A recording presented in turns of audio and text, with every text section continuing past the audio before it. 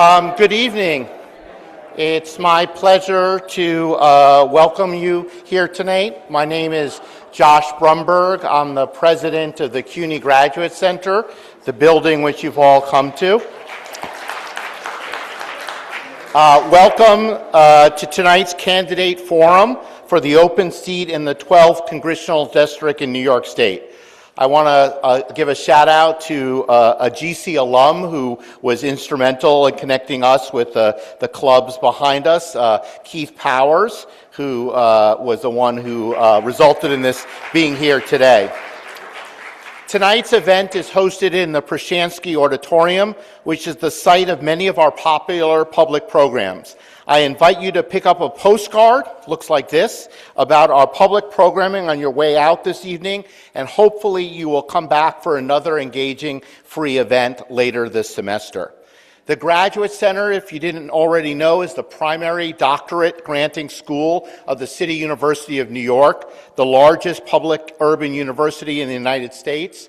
We offer 49 doctoral and master's programs, anthropology and astrophysics at the beginning of the alphabet, urban education and women and gender studies at the end of the alphabet. We are New York City's only public university designated as research intensive.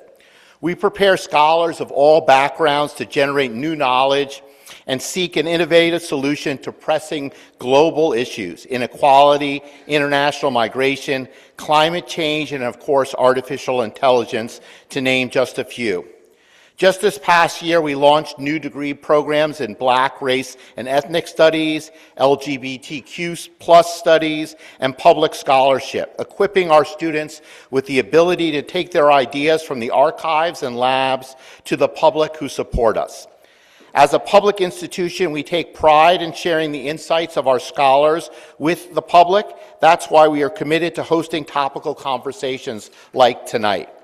In that same vein, our students are committed to taking the latest knowledge from our seminar rooms and laboratories to the over 120,000 students they teach each year across the CUNYverse. And now it's my distinct pleasure and honor to turn tonight's proceedings over to Mike Corbett, who is not only a district leader, but one of the co-organizers of tonight's event. Mike, welcome to the Graduate Center.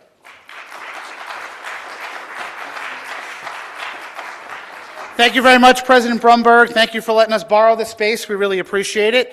Let's make sure we leave the space as we came in, so please make sure that whatever you brought in with you, take back out with you. For those of you who don't know me, my name is Mike Corbett. I'm one of the district leaders for the Eleanor Roosevelt Independent Democrats. Welcome everybody to the forum for the New York 12th Congressional District. This is with all of the clubs that represent the clubs on the east side. A little bit about the forum. I literally was sitting in a performance by my brother on Labor Day when we all got the news that our Congress member was retiring. So pretty quickly messaged a bunch of the folks from the clubs on the east side, all of whom have done a yeoman's work since September to get this done. You'll be hearing from some of them in a little bit, but again, I just want to welcome you all. We'll have a great little bit about each club, and then we'll introduce you to our moderator, the editor-in-chief of City and State, Jeff Coltin, who will be taking the reins from then on in. So please, get comfortable and enjoy all of the questions and answers. Hopefully you'll gather the information you need to make an informed choice on who you'll be voting for in the June primary. So one of the club's co-sponsoring is the Eleanor Roosevelt Independent Democrats, of which I mentioned I'm a district leader. We represent the east side of Manhattan in the 74th Assembly District, parts of Stuytown all the way up to and including Turtle Bay. We are organizing for candidates on the ballot. We're doing a great lot of work in the community. We've been doing a lot of work, community work with the New York Food Pantry.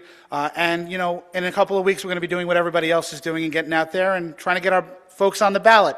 So please come out, join the Eleanor Roosevelt Independent Democrats, erid.nyc if you want more info. I'll turn it over to our next sponsoring club, the Manhattan Young Democrats. Good evening, everyone. My name is Courtney. I'm the Vice President of Manhattan Young Democrats, alongside our President, Assemblymember Jordan J.G. Wright, the Assemblymember from Harlem. Also shout out Mike, who is my district leader on the east side. Do join ERID as well as Manhattan Young Dems. We are over 300 members strong, and a lot of us are here today, so if you're a Manhattan Young Dem, say hi. That was a super enthusiastic hi, you guys. Thank you for that. Our Assemblymember, Jordan J.G. Wright, is on his way here. I just want to say thank you to all the candidates who took time out of their busy day to be here, all of you, on a very cold evening. This is a time to get to know people. I work on the west side, live on the east side. We have amazing candidates for NY-12, and thank you all again for being here.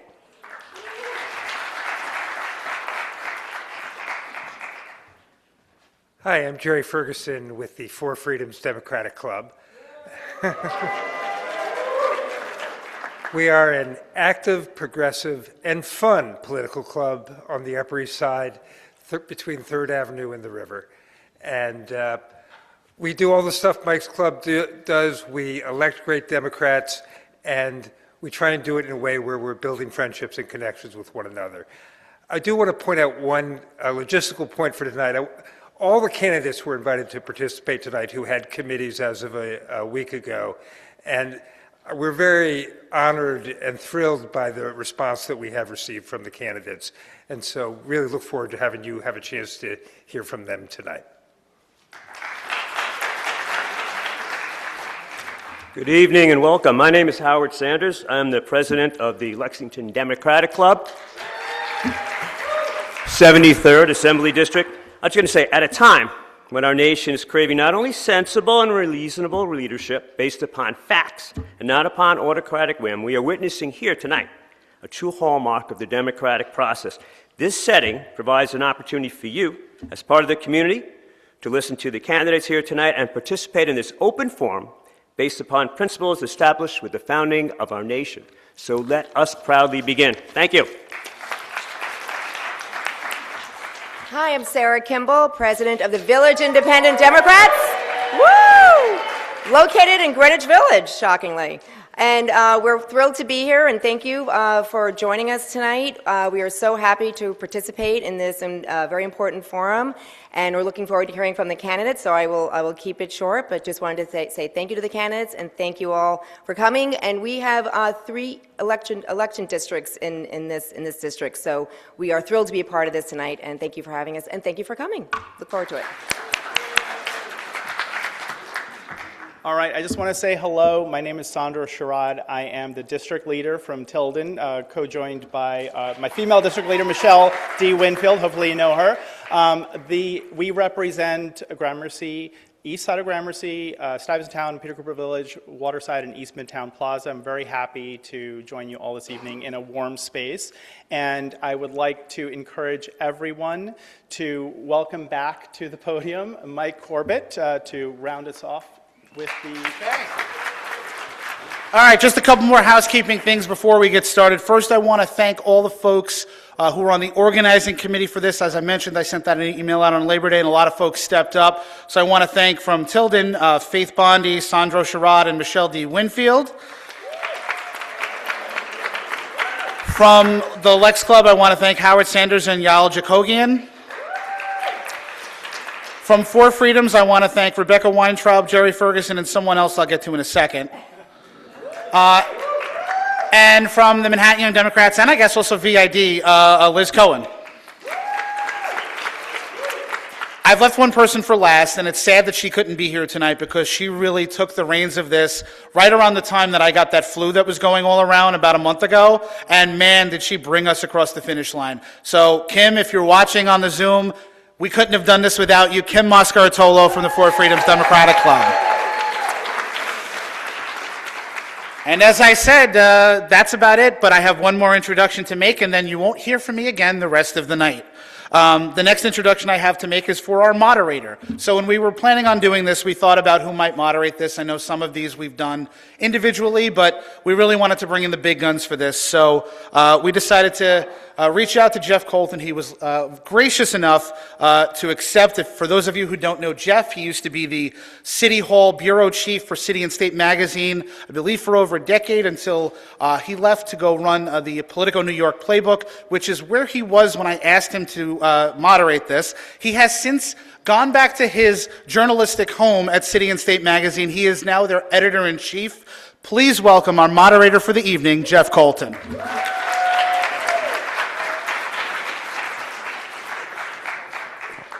All right, thank you so much. Most importantly, more than my title, I am a resident of the 12th Congressional District. I live on the Upper West Side, and it's a real honor to cross the park and team up with so many of these great East Side clubs, including, Manhattan Young Dems and the Village as well. So it's great to see 6 clubs coming together for this, to be the first forum, the first time all the candidates are going to be publicly heard together in this really hot race that is getting national attention deservedly, because this is the center of the world.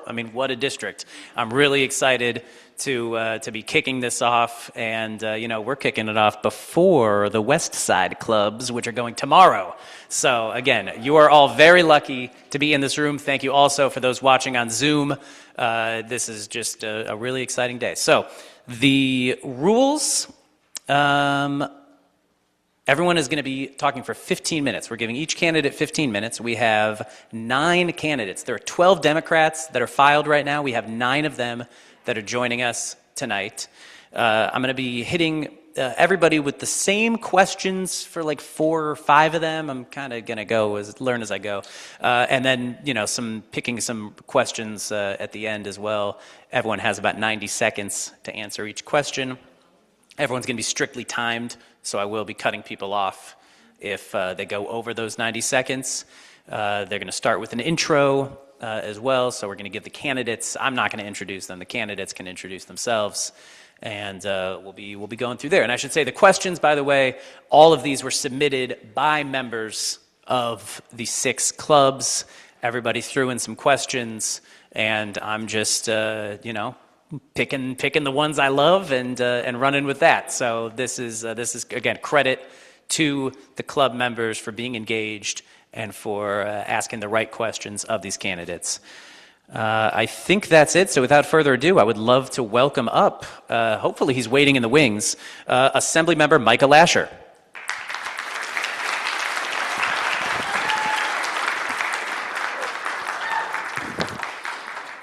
Thank you very much. And while he gets settled, I will note, this district is staying the same. There was breaking news like an hour ago that there might be a change up between the Brooklyn districts, and Dan Goldman doesn't know where he's going to run right now. Maybe it'll get appealed. I don't know. Literally, I am going to go to cityandstateny.com right after this forum and try and find out what my colleagues have written up. So anyway, but more importantly, this district is staying the same, right? No changes? That is correct. Wonderful. Okay, as far as good. I know. As far as, we're locked in, I promise. Unlike 4 years ago, 2 years ago, 4 years ago, it's crazy. So. The center of the universe will remain intact. Exactly. All right, so let me start out by letting you kick it off. You have 90 seconds to introduce yourself and Terrific. take it away. Thank you. If I may stand up, I'm going to just sort of... We ask that you don't walk too much, but I won't you can range stand. too much. Good evening, everyone. Thank you so much for being here. My name is Micah Lasher. I'm a member of the New York State Assembly, and you're going to hear a lot from a lot of candidates tonight about this incredibly important congressional race in the center of the universe at a time when the stakes could not be higher. And I would submit to you that as you're trying to kind of wade through the noise, the slogans, the talking points, you should ask the question, who has the legislative record that indicates a capacity to take on Donald Trump and his band of fascists on issue after issue and get things done? And I believe if you make that evaluation, I have a record that is unparalleled in this field. When Donald Trump called up the governor of Texas and said, steal me 5 congressional seats, I introduced the constitutional amendment in New York to allow us to do mid-decade redistricting and fight fire with fire. When Donald Trump held up money from New York State, I introduced the Recourse Act to allow New York to withhold money from the federal government. Just last week, the governor announced 2 proposals to curtail ICE's authority in New York to prevent them from entering sensitive locations without a judicial warrant, to allow individual New Yorkers to sue ICE agents if their constitutional liberties were violated. Both of those were Lasher bills. And when Donald Trump shut down the CFPB and the SEC protecting consumers, I worked with Tish James and passed legislation to empower her to do the work of protecting New Yorkers that Donald Trump is no longer allowing the federal government to do. I will take that fighting energy to Congress at a time when the Democrats are failing to meet this moment, failing to fight with the ferocity and the strategy that we need. I have the record to do it. That's the fight I'll bring to Congress. All right, thank you very much. So we will start out with the subway, with the 2nd Avenue subway. Trump has tried to mess with that. At the same time, we have Governor Kathy Hochul just committing some funding or planning to commit some funding to extend it across Harlem.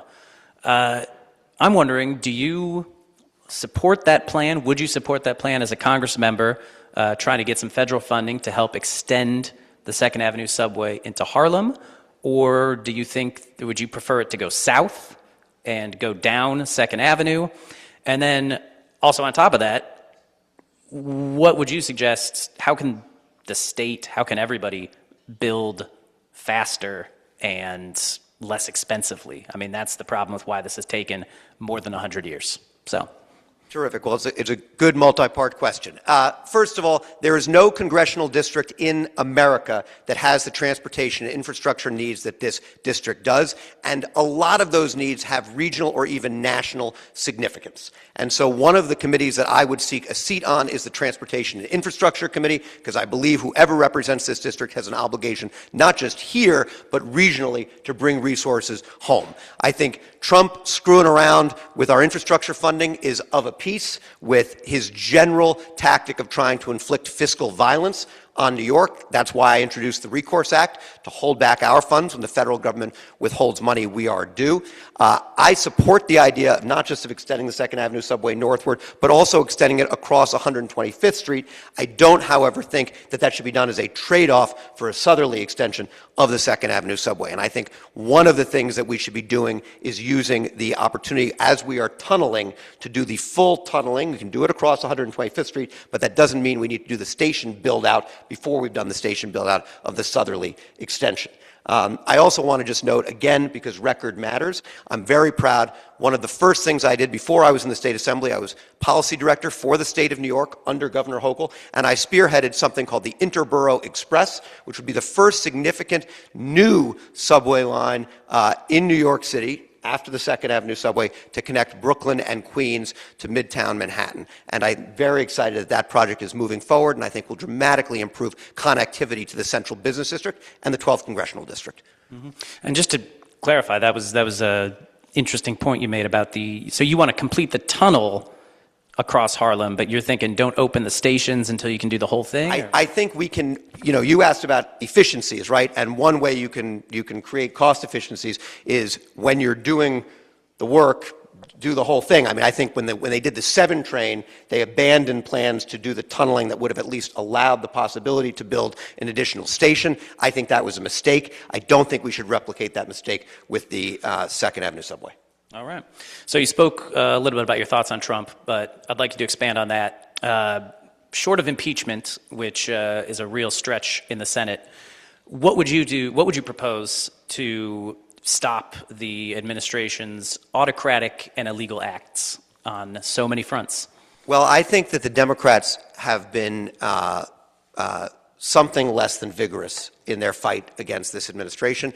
That begins with speaking with moral clarity about what is happening in this country, the fact that we are seeing fundamentally autocracy of a kind that we have never seen in this country, and that at the end of the day, none of us are safe. This is a story we all know. It begins with the most vulnerable, and it doesn't end up in a good place for any of us. But I also think Democrats need to use concrete power. I've laid out a detailed plan for how Democrats can use power, even in the minority, procedural power to slow down the advance of the Trump agenda. Amendments through the Rules Committee process, privilege resolutions, discharge petitions. We can do things. We are not powerless. Don't let anybody tell you that we are. If Democrats take back the House, we should use the power of oversight and investigations to hold every single official in the Trump administration who has trampled on our rule of law accountable. And I also believe, and I think this is an important point, if Democrats are going to regain the trust of the American people, we have to put forward an affirmative agenda that they can believe in. And I believe that must deal with the economic hardship and injustice that people are facing all across the country. Housing, childcare costs, wage levels, the fact that the minimum wage is still $7.25 an hour. If we don't address that the next time Democrats have power in Congress, we don't earn the right to an American vote ever again. Well, that's another question. Let's just expand on that.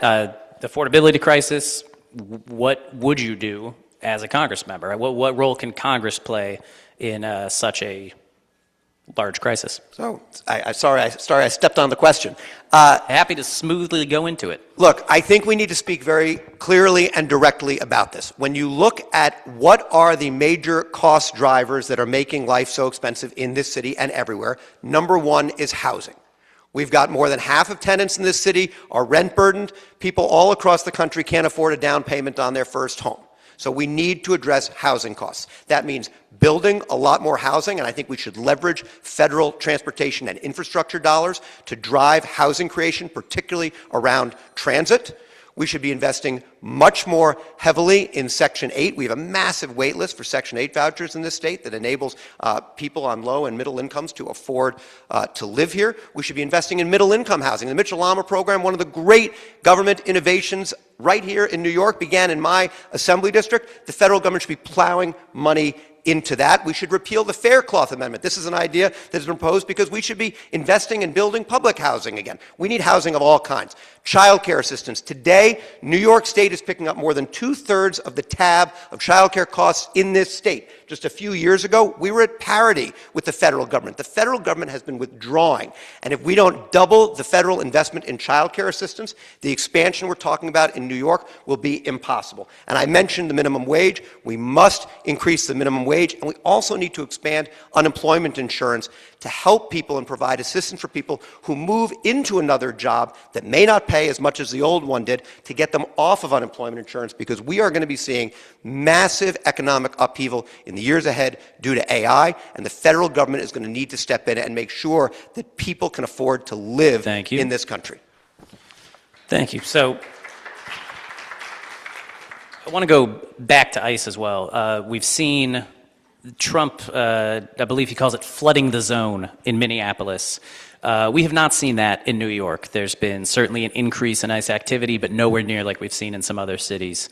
How have you responded as an elected official to ICE in New York? And then how would you respond? How should New York respond if we see a similar flooding of the zone that we've seen in cities like Minneapolis and Portland? It's a great question. I just want to apologize. I'm very sensitive to the clock, so I have a tendency to race because I want to share with you guys everything that's flying through my head, but I'm going to try to slow down a little bit. On ICE, I think many of the candidates in this race have spoken out forcefully for the abolition of an entity that is fundamentally broken. This has long stopped being about anything resembling sensible immigration policy. This is a band of armed thugs that is running around terrorizing communities, and it should be dismantled. And I've said that. I've said that publicly, and I have made the case in the New York Times as to why the Democratic Party shouldn't be afraid of that position. And I'll preview. You may hear earlier who said what 2 minutes faster than someone else. I think there are a bunch of us on record with that position. But what I've done that's different is that I've actually introduced legislation to curtail ICE in New York that has now been adopted into the executive budget and is on track for passage. As I mentioned earlier, we're going to prevent ICE from entering houses of worship, schools, healthcare facilities, homeless shelters, place no one is safer when our neighbors are afraid to send their kids to school. And my bill is going to prevent ICE from entering those locations unless they have a judicial warrant and give New Yorkers the right to hold individual ICE agents accountable when they violate their rights. We need to do a lot more, but that's some of the work that I've done already.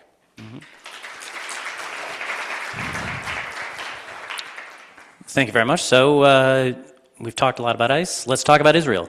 What are your views on if and how Congress should support Israel's security in a way that reflects democratic values and long-term regional stability? So I'm going to start just with where I come at this issue from, which is a long-standing and deep concern, personal, for the safety and security of Israel as a homeland for the Jewish people. I am not incidentally Jewish, and I care deeply about that, but I am also horrified by what has happened to the Palestinian people, both in the West Bank and in the war in Gaza. And thank you.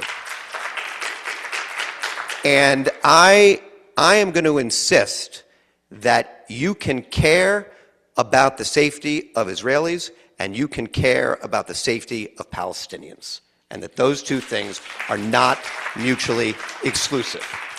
And so there, and look, we have a problem, which is we have a right-wing extremist running America, and they've got a right-wing extremist running Israel. And that's a challenge. But I still believe, it is hard to see a path back to it, but I still believe that two states for two peoples, self-determination for Palestinians and Israelis alike, is the only way that ultimately we can have peace in that region. And I will always be grounded in giving voice to the humanity of all of the people in Israel and Palestine, and to seek solutions that do not compromise the security of Israel, but that move us back towards some kind of path to peace. And thank you. And just to, I guess, be very specific, I mean, if there were a vote, if you were in Congress, if there were a vote to continue funding for the Iron Dome, for example, are you voting for that, or I would vote to continue funding for the Iron Dome. Mm-hmm.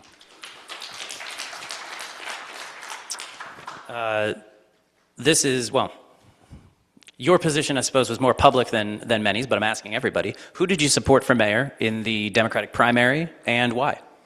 I supported Scott Stringer in the Democratic primary for mayor. He is somebody, thank you, he's somebody that I have known for a very long time. He was a member of the State Assembly, the borough president, the city controller, and I think in each of those roles he served ably. And I think that he represented, to my mind, in that campaign, better than anyone else, someone who represented the progressive democratic values that I hold and the practical experience to govern well. And that is why I supported him in the primary for mayor. And I guess I reserve the right to ask a more specific question here.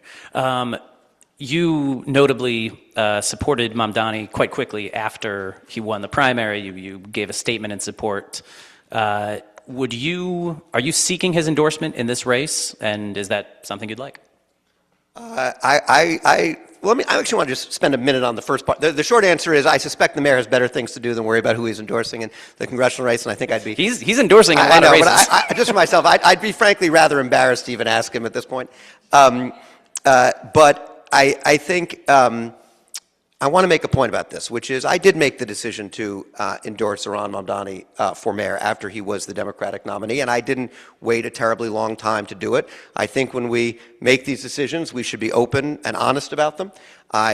So I said that I have a stake in his success as mayor. I think we all do, and that was the decision that I made. And others in this race were more hesitant, more sotto voce about it.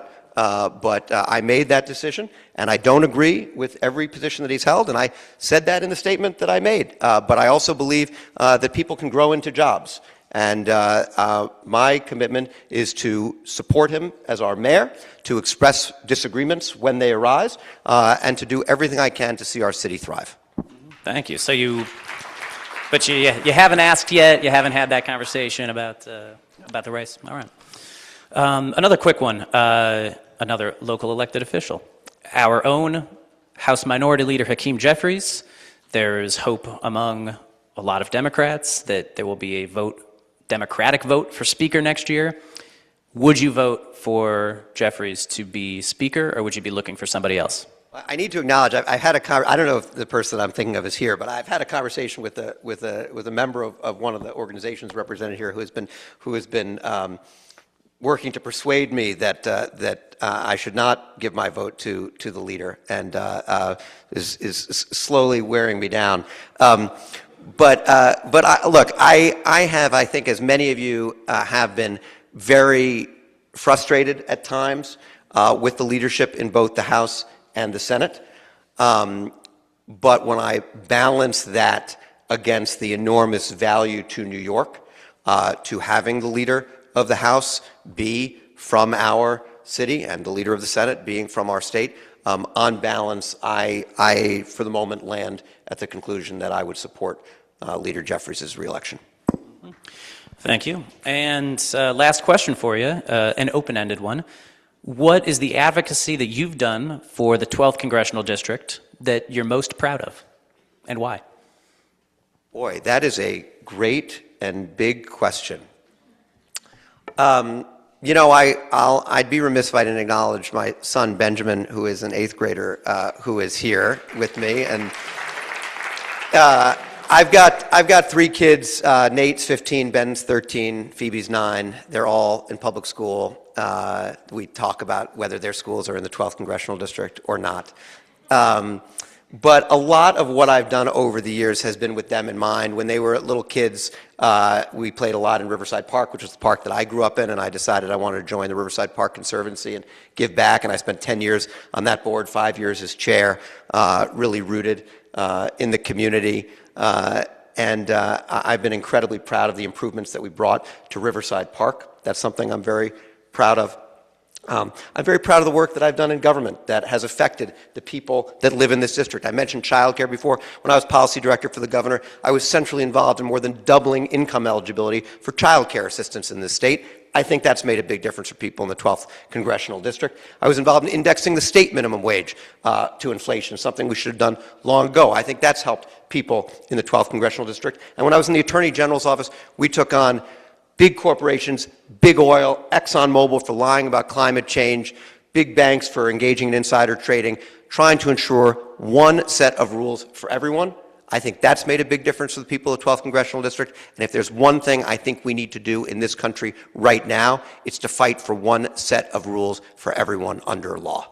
Thank you very much, Michael Asher.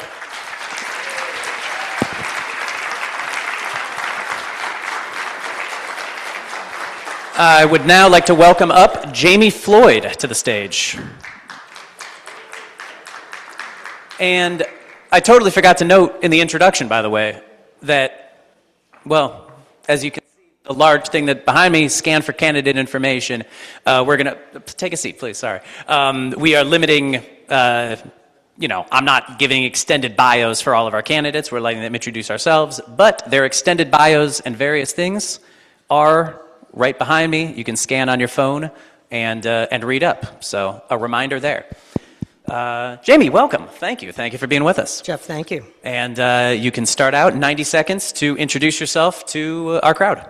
Thank you. I'm standing. I come from a black church tradition like Dr. King. Thank you all for being here tonight. Let's talk about our problem, which is not just Trump. Our problem is listening, because we're not listening. I'm walking every block in this district, and people are begging us to help them pay the rent, make the mortgage, feed their families. They're afraid on the streets and on the subways, and now even in houses of worship. Seniors are worried they will not be able to age in place, and the taxes are too damn high. We think we're listening, but we're not hearing because we're shouting. And when we shout, the loudest voices get attention, and real people who are squeezed and scared are silenced. But I'm listening. I hear you. I am Jamie Floyd, and I'm a radical moderate. Radical because I believe in progress, and moderate because I know progress only happens when we work together to build housing modeled after Mitchell-Lama with federal dollars, to fight for more cops, more money for safety, and to stand together against ICE in our city and for the right to vote. So, Very much. let's get down to business. Let's take our country back together. Thank you very much. Thank you, Jeff. Absolutely. So we're starting with the subway. Trump has tried to cancel federal funds for the 2nd Avenue subway. Governor Hochul is proposing extending the 2nd Avenue subway even further across Harlem. What do you think of that plan? Do you support the extension north, or would you like to see more action going south down 2nd Avenue? And also, how can we build more quickly and less expensively? What would you support as a member of Congress? Thank you very much for that question. Thank you, Jeff, for moderating tonight. And thanks to all of you for your commitment to democracy, for caring enough to come out on a cold night like tonight, and for your work with the Democratic clubs. So I love infrastructure. I actually co-chaired the Transportation Committee on Community Board 7, where I sit, until very recently, where I stepped off to chair public safety. And those two things intersect a lot underground. Yes, I support extension into Harlem. I would love to extend south. I love the subway, but the subway's old, right? It's one of the oldest in the country and in the world. And in order to make it vibrant and to keep it vibrant and to make it feel safe, a lot of it's just about how old it feels. I mean, things drip on your head when you're down there. I'm on the subway 2-3 times a day. Many times. How many people are on the subway 2-3 times a day? All right, so we love our subway. We need it to feel vibrant. We need to put federal dollars into it. It cannot just be a state. People always blame the mayor. Let's blame the mayor. It has nothing to do with the mayor. It's about the state. It's about federal dollars. So yes, 100% yes to Harlem and further south if possible. Okay, so yes to, I guess, do you have a, well, yes to Harlem, then if possible. Extend 2nd Avenue. All right, fair enough. All right. I understand that involves displacement. It's complicated. It's not simple. I get it. But we have got to give more access to the subway for it to be a viable and future-looking program. Mm-hmm. Part of our infrastructure. Thank you. So short of impeaching Trump, which we know would be highly unlikely in the Senate conviction, what do you propose to stop the administration's, and I quote, autocratic and illegal acts on so many fronts? Okay, let's be clear. People like to say we're heading toward a constitutional crisis. We are in the constitutional crisis. The country is being run by an unhinged dictator.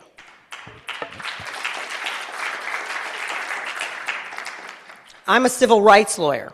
I understand the implications of this better than anyone, I believe, in this race.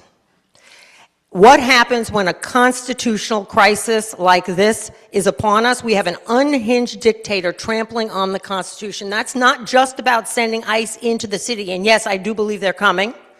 It's also about Trump taking food off your tables. He's taking the roofs from over our heads, right? This is about him basically taking the clothes off our backs, the ways in which the Constitution intersects the interstate. How many people are lawyers? Okay, so we all know our interstate commerce clause. And that means it intersects with every aspect of our lives. So how do we stop him? I do believe we could impeach and convict him, and we should try. But if we cannot, Congress has got to get back its cojones. Take back your power. This is not a unitary country. So that's what we need to do. And to do that, we have to have Congress people who lock arms and stand tall against this autocrat. And I believe that happens with moderates who are aligned, not bickering amongst themselves about what they stand for. Follow-up question on that is, would you support current House Minority Leader Hakeem Jeffries for Speaker if you have a vote next year? Would your vote go for him? I know we're not supposed to be having a lightning round here, and you just want a yes or no. In this moment, at this time, I would support Hakeem Jeffries. But I want to say loud and clear that I am grossly disappointed in the leadership that we have on Capitol Hill. I'm talking about we, the Democrats, have on Capitol Hill. Donald Trump never should have come back to power. And I don't know how all of you feel, but the day Donald Trump came back to power, I was angry with the Democrats. I was angry with our party. And the reason I am running for Congress, and I know I'm talking to a room full of Democrats who are part of the party clubs, but I'm here to be honest with you and transparent with you. I am running because I was pissed off. I was like, how did this happen? What? We had the Joe Biden thing, then we had the Kamala thing. We had Donald Trump before. We knew what the emperor was about. And then we let him storm back. The emperor came back. We all saw Star Wars. How did we let this happen? We are responsible. And I said, oh, hell no. I'm running for Congress.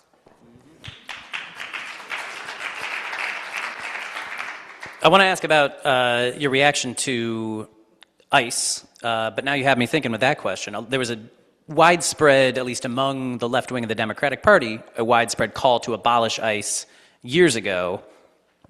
Didn't happen. We had a Democratic president. Didn't happen. Now we're back here. Should Democrats have abolished ICE then? Should Democrats abolish ICE now? And what would your take be on what to do about the agency? Okay, so I'm a moderate. You heard me say that, right? I'm not about defund the police. I'm not about slogans. I'm not about abolish ICE. I am about fixing our problems. The immigration system has been broken since what year? Who wants to take a guess? Shout it out. You're eating into my time. Somebody shout out a year. 68? Who said 68? That's right. Okay. I like Lyndon Johnson, but he signed that immigration bill. I'm going to say 1967. Okay? We have not had an immigration system that has worked in this country since I was born. Okay? So we have to acknowledge the people on the far left, people on the far right are coming around together. We in the middle have got to fix this problem. Now, I've consulted with Doris Meisner. She used to run the INS when I worked in Washington in the Clinton administration. And she admits that even under Clinton, we didn't fix this problem. We have got to fix this problem. The answer isn't abolish ICE. That is not the answer. They are acting in an unconstitutional, ungodly, unconstitutional way. And they cannot come storming into this city, this democratic city. We will not have it under this despotic president who is using all of the agencies at his disposal as a retaliatory tool against Democrats he doesn't like. We're not going to have that. But slogans are not going to fix our immigration system. We have got to fix it to make it humane for everyone, including people who immigrate here and people who are here who are undocumented. Thank you very much. So looking abroad, what are your views on if and how Congress should support Israel's security in a way that reflects democratic values and long-term regional stability? All right, so I'm going to be clear about this one too. I am in this race, and I look across this room because I know this is an issue that is probably one that people in this room will disagree about, but I'm very clear-eyed on it. I support Israel. And I believe that in this race, I am the strongest supporter of Israel. And I know I say that with other candidates in the race who are Jewish. I am not Jewish. But I am the daughter-in-law of a Holocaust survivor.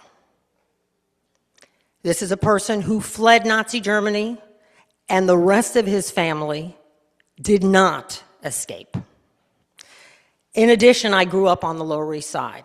My parents marched in the civil rights movement alongside Jewish Americans who at that time were deeply aligned with Dr. King and the civil rights movement. Michael Schwerner and James Chaney and Goodman, they were all killed in the name of voting rights. something my parents marched for with John Lewis and Dr. King. And those alliances taught me a deep appreciation for what we need to do with our friendship with Israel. Now, what is happening in Israel right now is a travesty, a tragedy, and Gaza and a humanitarian crisis. But two things can be true at the same time. And so that is my position on Israel, and I'm unwavering. Just to be specific, I mean, I guess all the Israel funding bills that have come across the House in the past, year, I mean, are you saying you would be a yes vote on all of those, or do you have to take qualms with any? Or? I'm a yes on the dome.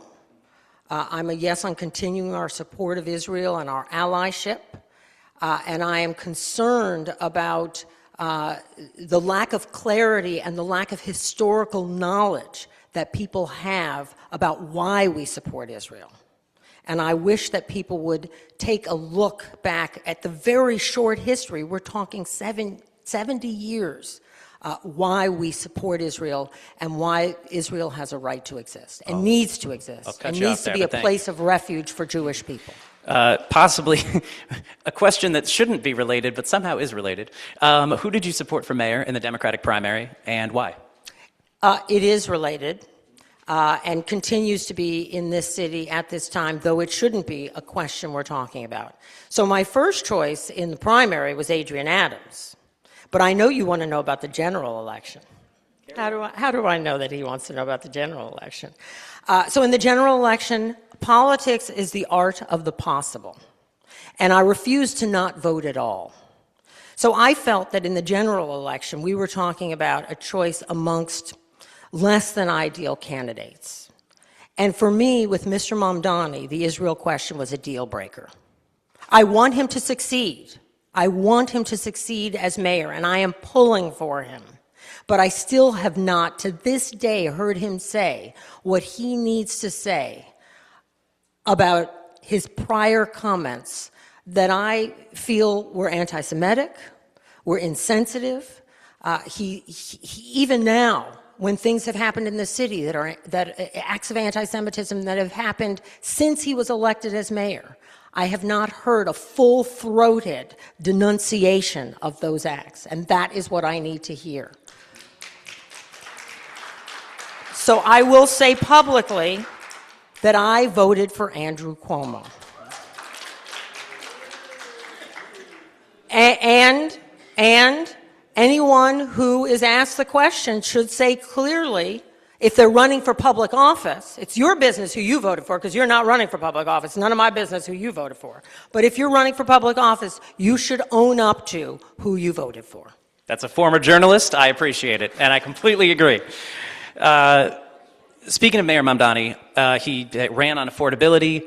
How would you, as a Congress member, work with the mayor to reduce the cost of living? What role would you play? So I said in my opening remarks that I have a plan to build housing. The only way to increase affordability is to build more housing. And that is to build more housing at every income level. You got to just build, baby, build. We've got to stop demonizing developers. We have to stop demonizing landlords. There are bad landlords. There are bad I was a tenant lawyer, by the way. I started out as a tenant lawyer. I get it. There are a lot of really bad landlords and bad developers. But we cannot have a city with more affordable housing unless we develop affordable housing. We have got to build. So my plan is to model federal funding for more housing based on the brilliant Mitchell-Lama model. And I grew up in Mitchell-Lama. It made my life in New York possible. We would have been squeezed out, but for Mitchell-Lama. So we are going to develop, bringing in federal money, incentivizing development, based on the Mitchell-Lama model. And the only way to get there, go up to the top of any tall building, top of the Rock, Empire State, look down on this district, New York 12, and what do you see? Low-rise buildings, low density. Well, that's not enough density in a city like New York. My daughter lives in a 6th-floor walk-up. I'm thrilled she's there, but that needs to be a much taller building with a lot more affordable housing in it. That's the only answer. All right, we went over time on a few questions, so we'll leave it there. Jamie Floyd, thank you very much. Thank you very much. Thank you, Jeff. And I would like to welcome up Chris Deep, please. Hopefully waiting in the wings, right? Chris Deep, please. If you could check the wings. Thank you.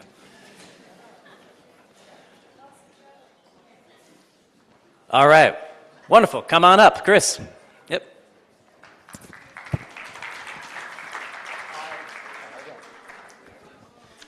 All right. Again, we've got 90 seconds for each question, and so we'll start out and just give you 90 seconds to please introduce yourself to the crowd. Yeah, my name's Chris Deep. I'm a son of Vietnamese refugees. Growing up, I had a dad. He was my hero. He took us from a one-bedroom apartment to a home where I got my own room. He went to night school to get a better job, and I helped him by entering answers onto the computer for him. In my own life, I worked in tech support. I like to fix things. And I went to Flatiron School to become a software engineer. And I like to just fix things and build what's needed. I'm running because the economy's broken. It's not working for everyone. I'm running because I understand that, surprisingly, Alexander Hamilton wrote the playbook for building a strong economy to support everyone. It's an economy that supports immigrants and technology. And like Hamilton, I believe that the strength of the economy is in the human mind, that our differences can make the country stronger, and that our votes can set up this country for the next 250 years. Thank you very much. So we'll start out, as always, with the subway. Trump has tried to cancel funds for the 2nd Avenue subway. Governor Hochul has recently added funds to extend it across into Harlem. Do you support the plan to continue to extend the 2nd Avenue subway north? Do you think it should be focused on the south instead? And also, how do you think Congress can support building projects like that more quickly and less expensively? Yeah. So Congress can, well, it's okay. So Congress can help support that project by allocating funds to it.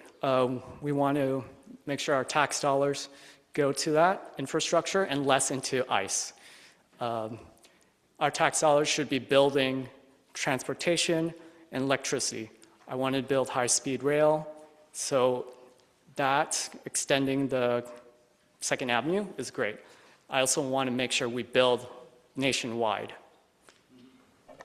And yeah, so you support going into Harlem as well? Yes. Cool. Yes. Got it. So short of impeaching Trump, which is a long shot in the Senate, what would you as a Congress member propose to stop the administration's autocratic and illegal acts? For me, I want to use the budget. He seems like a very simple man. He incentivizes with tariffs and decentralizes. So for us in the House, we would be able to say no money here, money there. And that's, I think, one of the strongest ways to get at the president. I don't like him withholding funds from education. He's doing all these things that aren't great use of our money. We need to invest in ourselves, and this is our economy. We need to uplift everyone. Is there a specific place you'd cut funds from, you're saying? I mean, where should that be? ICE, and then I would also say that we should start ending the federal income tax for these lower tax brackets. The tariffs are really hurting people on that lower end of the spectrum. And he keeps bringing up that he should end the federal income tax. So let's push him.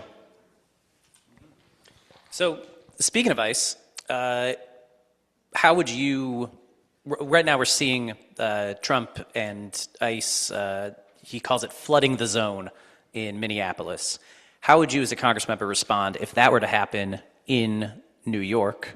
And I believe you just said it, but do you support abolishing ICE? And yeah, go ahead. Yeah, I'm happy with decreasing any spending, even going to zero, and using that money to build high-speed rail and update our infrastructure for electricity. When he floods in, I really trust our mayor. I really feel optimistic about the future, actually, just how he's able to be civil with the president and focus on building a better future. So just to answer your question,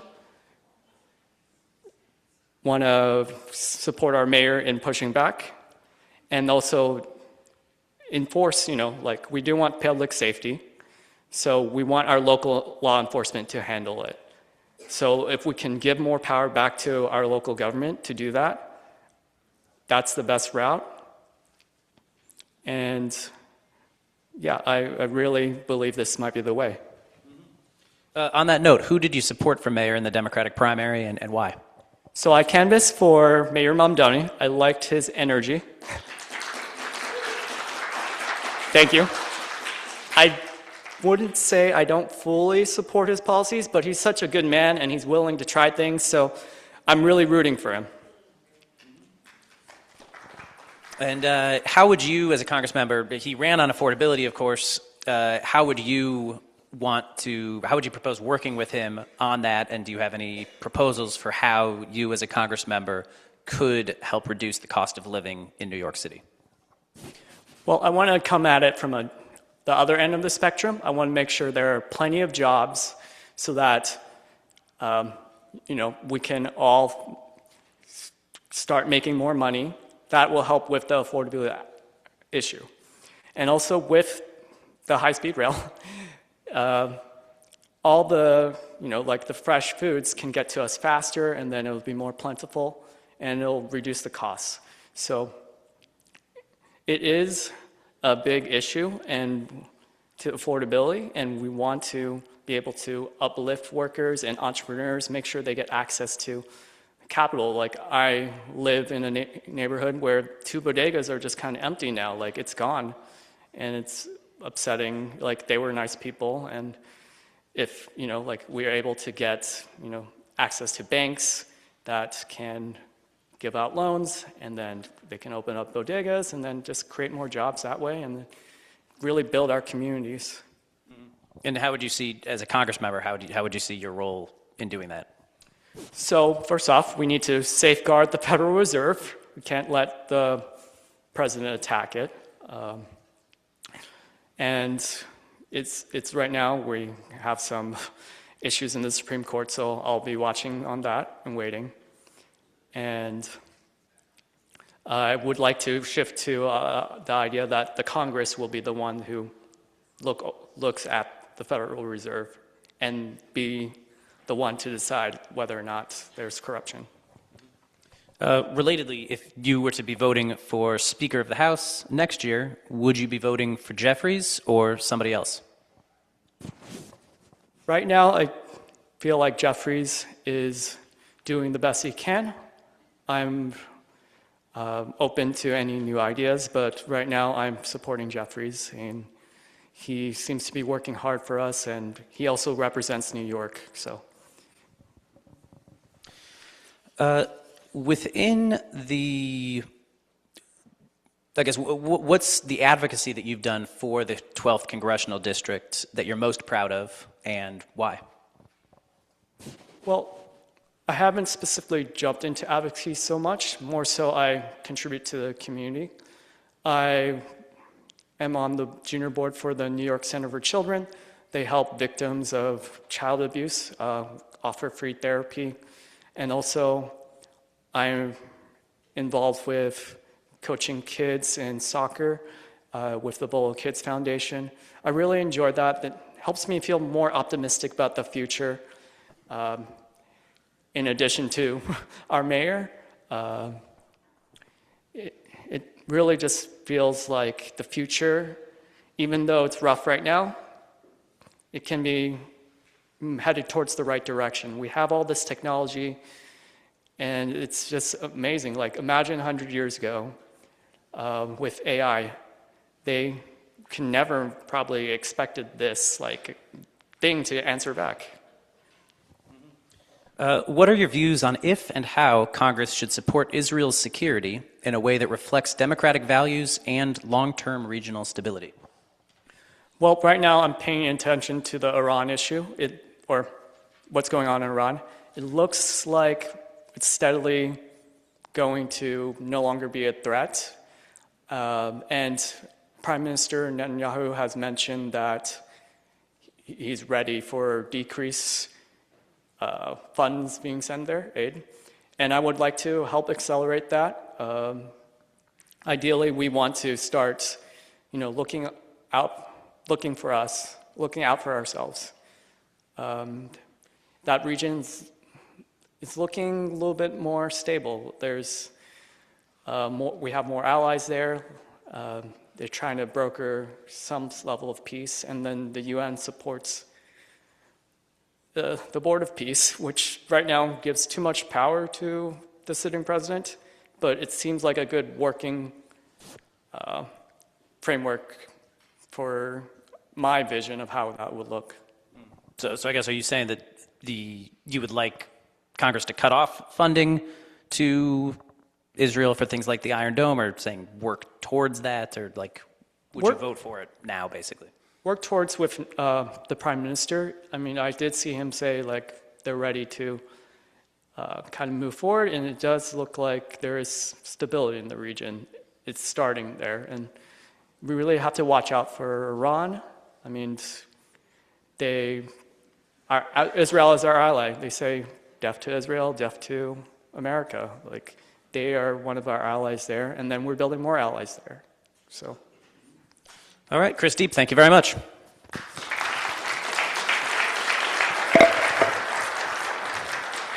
And I would love to, okay. Just one quick thing. I just want to acknowledge being joined by a couple of elected officials. We have Assemblymember Jordan J.G. Wright. We have Assemblymember Jordan J.G. Wright. We have our newly elected City Council member, Virginia Maloney.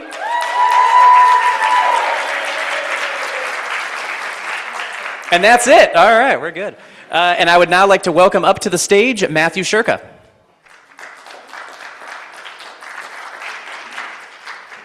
Thank you. Yes, we didn't want everybody sharing the same water, so we came stocked with a whole bunch of waters back here. Matthew, welcome to the stage. Thank you very much. And once you're all hydrated, I will open it up to you. You have 90 seconds to introduce yourself to our crowd today. So go right ahead. Hi, everyone. Thank you. Thank you for having me. My name is Matthew Shurka. And so I am running in this race because our country and democracy is being dismantled. I am someone who can lead. I am someone who can do more. I'm someone who is a conversion therapy survivor.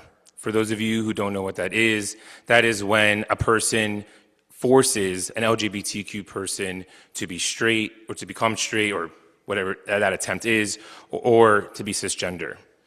For 5 years, from the ages of 16 to 21, medical professionals told me that I was mentally ill and that I suffered from a condition called SSA, which stands for same-sex attraction. When I became a young adult, I was able to leave conversion therapy. And I then founded a national campaign to ban conversion therapy. My family and myself I'm a native New Yorker. My father is an immigrant. My family is from New York. I lived my entire life in New York. And both my parents were New York City yellow cab drivers. I got to see firsthand what it is to live the American dream. And that American dream every day becomes more and more unattainable. It's unreachable.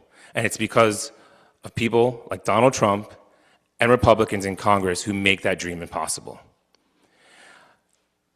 I am someone who in Congress will be fighting for New Yorkers. I will be fighting for the New Yorkers that built this city.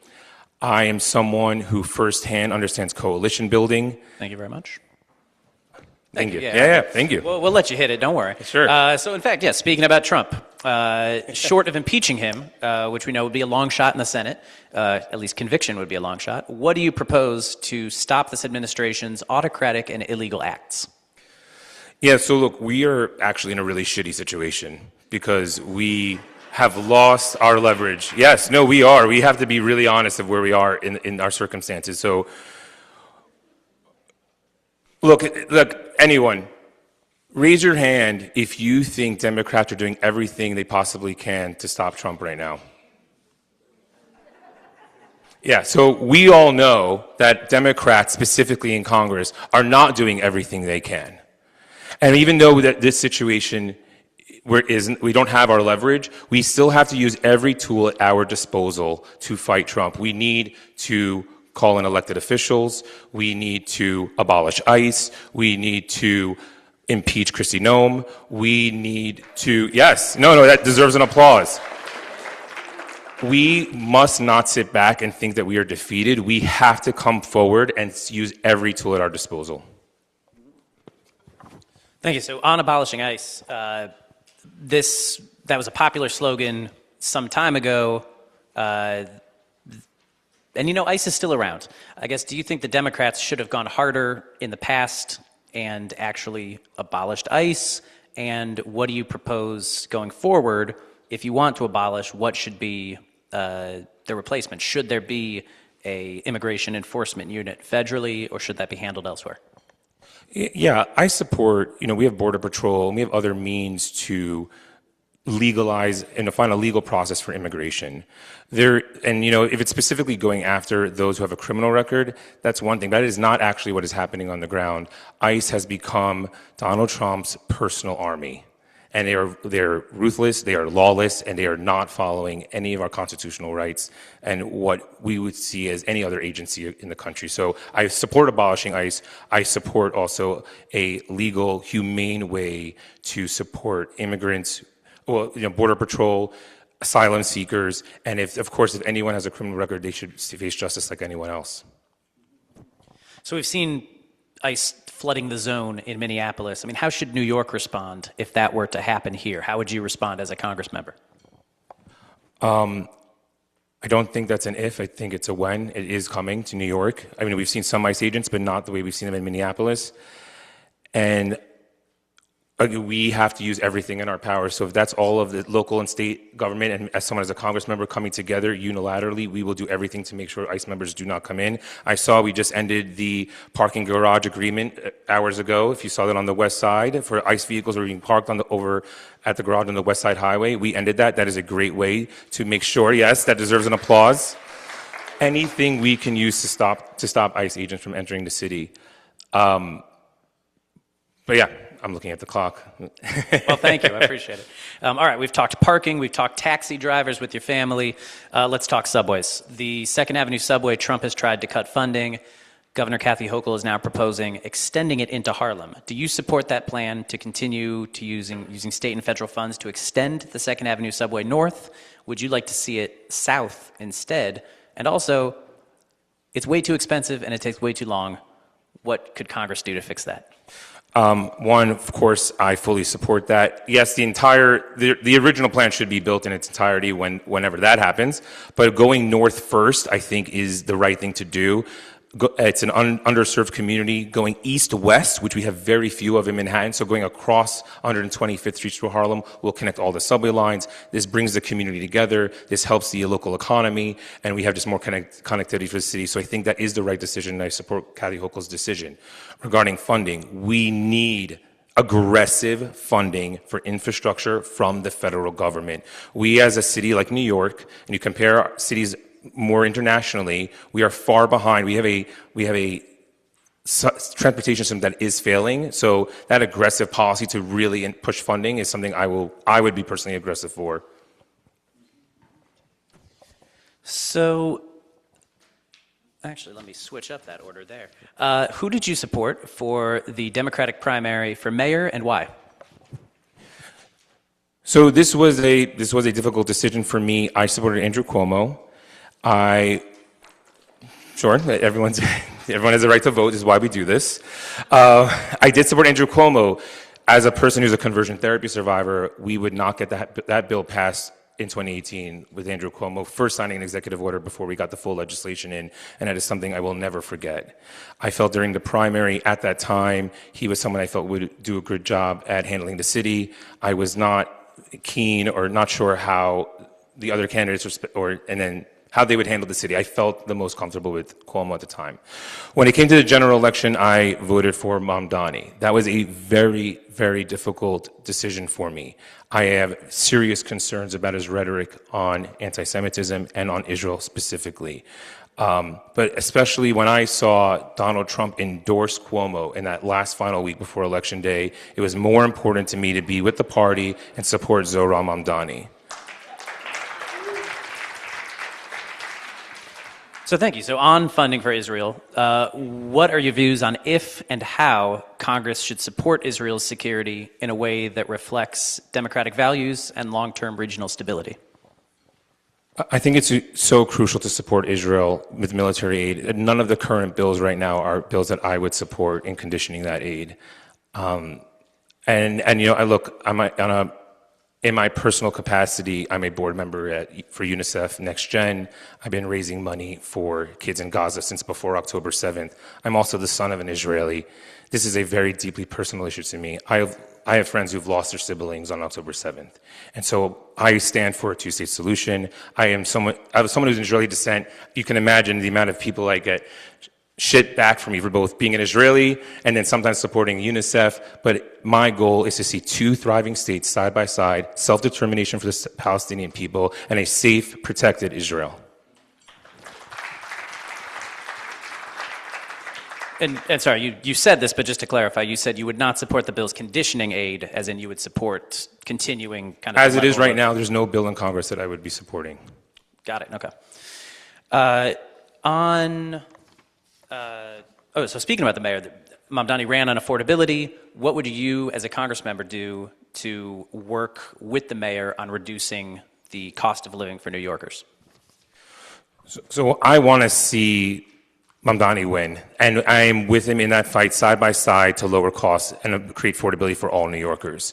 When it comes to price gouging, as a Congress member, price gouging is a really important issue to me. It's a national issue. We see the prices of groceries because of price gouging from the top 5 national food distributors. When it comes to physical housing, more affordable housing, using the increased tax credits to entice developers to build, include more affordable housing, expand Section 8 vouchers. But all the Section 8 vouchers are very important, but they're sort of meaningless until we have more construction happening. And so I will work directly with Mamdani himself, Governor Hochul. It has to be a collaborative effort on all levels of government to really push that. Can you talk a little bit more? I mean, what would the what do you think is the federal government's role in helping the housing crisis? You mentioned Section 8. Actually, let me get specific on this. The NYCHA infill, I mean, do you support building new housing on NYCHA land? That's got a lot of federal concerns. The answer is yes, but the problem with NYCHA is that there is no oversight.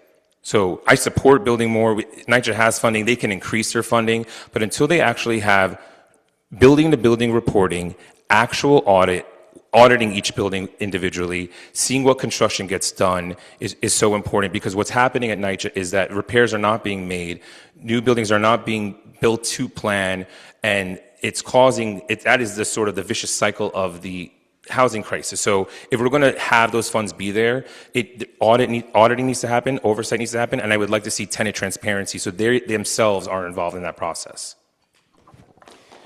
Thank you very much. If you were to vote for Speaker of the House next year, would your vote be for Hakeem Jeffries or somebody else? Well, I think in that scenario, Mike Johnson would be the other option, so I'm definitely going to vote for Hakeem Jeffries. Let's say if Democrats took the majority, do you think Jeffries should be the leader, or should Democrats look for somebody else? Look, I'm not happy with everything that Hakeem Jeffries has done, but what I do like is that he is someone who's willing to listen. He is changing his actions and his behaviors, and he's actually starting to participate in what people want. So if he keeps following that methodology, which is what a representative is supposed to do, I would be glad to support him. And what's the advocacy that you've done for the 12th Congressional District that you're most proud of, and why? Well, yes, I talked about my time in conversion therapy, and I guess it's just to be I am not a politician, and it's really important to me because I am someone who, I passed 27 state laws. And it's one thing to be a Democrat and to pass that in New York, but I did that in red states, I did that in purple states. Conversion therapy bans, in addition, have been passed in 120 municipalities. I've worked on 2 congressional bills, 2 presidential administrations, and currently conversion therapy is up at the Supreme Court, which I'm a party to as well. I did an amicus brief. When it comes to New York 12, I was treated for conversion therapy in New York 12. People think that conversion therapy doesn't happen in big cities like New York or LA or Chicago and is only in rural America. But we banned conversion therapy here. And that is so vital to me. I know how this congressional district has the largest LGBTQ population in the country. That is so important to myself and to everyone in the community. I'm so proud of that. Thank you so much. Matthew Shurka, appreciate your time. Thank you.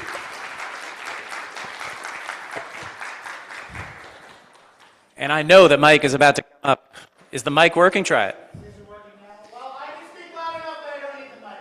I want to acknowledge that someone who is not an elected official, but hopefully will become February 3rd, former city council member and future assembly member Keith Powers.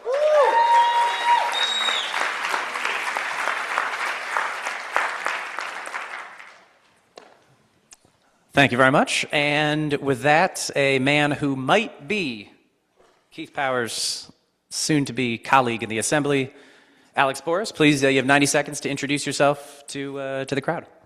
Well, thanks, Jeff. Thank you to all the clubs for... With the microphone, please. Sorry, we got Zoom, and, it's a big room. You'd think I'd know how to do this by now. Thanks, Jeff. Thank you to all the clubs for hosting this. Welcome, everyone, to the 73rd Assembly District. I am so proud to be here with all of you. I am so proud to have the support of district leaders, state committee members, and members from, I think, every club represented here. And this will be a bit of a roll call, but Lex Club district leaders? Lex Club, are you here? Yeah. For Freedoms district leaders and state committee members? Yeah. Okay. ERID? Yeah. VID district leaders? Yeah. And Tilden members and Manhattan Young Dems members? Amazing. We're facing an existential crisis. We need devastatingly effective legislators. The Center for Effective Lawmaking, which is a nonprofit that ranks legislators throughout the country and Congress members, has ranked me the most effective new legislator from New York City. I've passed 27 bills in my time in the legislature, including one just today got passed. And I think that's something like 6 times the rest of the field combined. But we also have a threat from Trump, and we need to stand up to Donald Trump. 3 of Trump's largest mega donors have started a super PAC and have committed to spending $10 million specifically to stop me from getting to Congress because I passed the strongest AI safety bill in the country over Trump's executive order. So while all of us in this forum and the campaign will promise to fight Donald Trump, I'm the only one that Donald Trump's donors are fighting back against. And that says more than any of us could at this forum. Thank you very much. So, on that note, how would you fight Trump in Congress? We know that impeachment is an unlikely path, so what would you propose to stop this administration's autocratic and illegal acts? Well, first of all, when we're calling out his corruption, when we're calling out the things that everyone should stand to, we need to hold ourselves to equally or higher standards. So I am for banning congressional stock trading. I am also not taking PAC money from anyone other than labor unions. I'll take unions. But aside from that, no one. And I'm proud to say that I raised twice as much as the next highest candidate in this race entirely from individuals.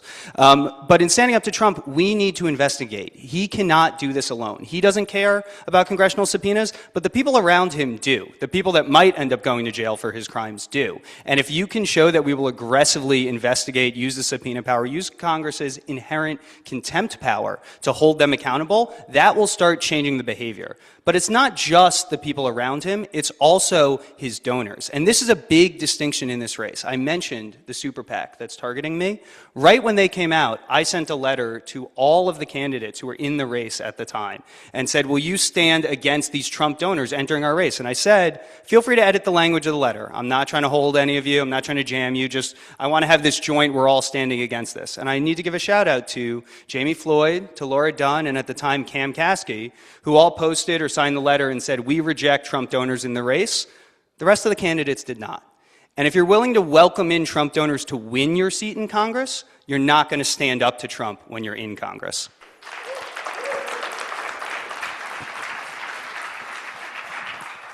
Let's keep talking Trump. So, there's so many ways to ask this question. Would you abolish ICE? Yes. Should we abolish ICE? Yes. And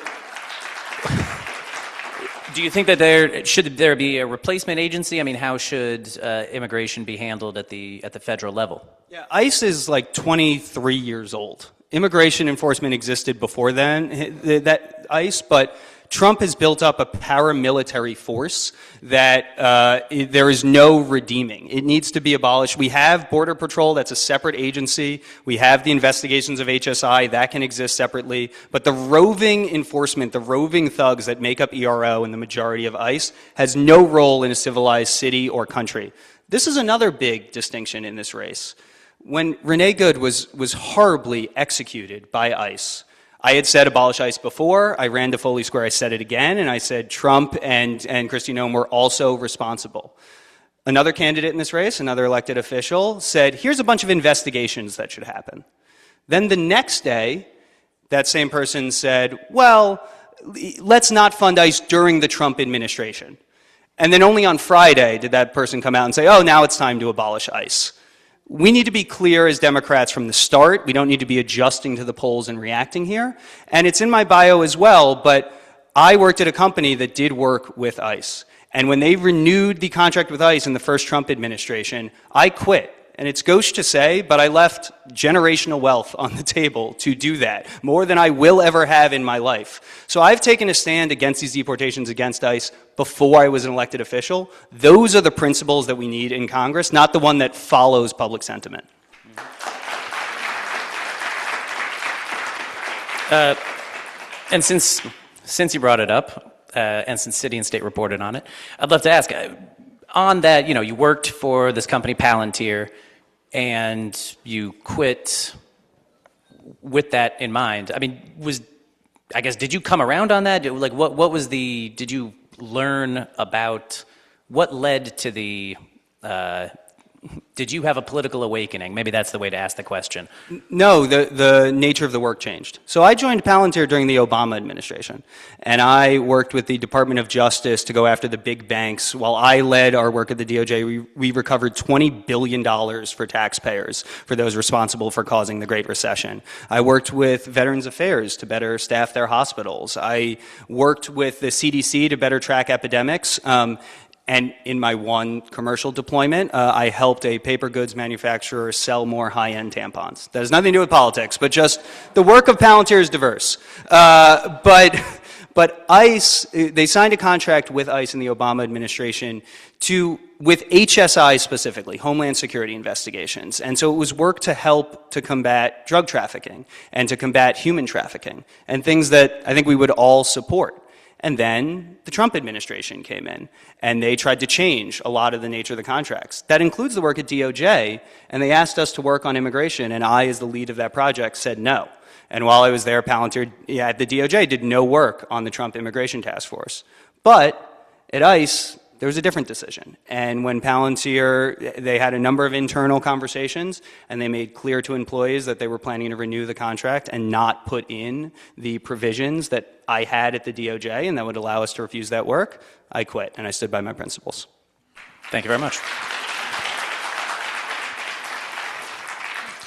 Want to talk the 2nd Avenue subway, which I believe is in the heart of your district. Kathy Hochul has proposed extending that into Harlem. Do you support that extension? And I Yes. guess specifically for your district, I mean, yeah, do you think that she's kind of talked about let's keep on extending it before it's done on the east side? Do you support her plan, or do you think it should have some changes? No, I do believe we should connect and have another east-west connection on 125th Street. Doing all of the tunnels at once saves money in the long term. I do also think we should be extending it down. The 2nd Avenue subway should be a true 2nd Avenue subway. The west side has 2 lines. We should have that on the east side as well. So I would support the extension, but I would also support going down 2nd Avenue. Afterwards or in place of? Oh, we can do both. To be clear, there is money available for this. We could make more money available by redesigning our stations. That is actually the bulk of the construction costs, and we built very large stations when we could trim those down and make that smoother. The MTA also spends more on consultants than it does on the engineers, and I don't just say that because I'm an engineer. That needs to be changed.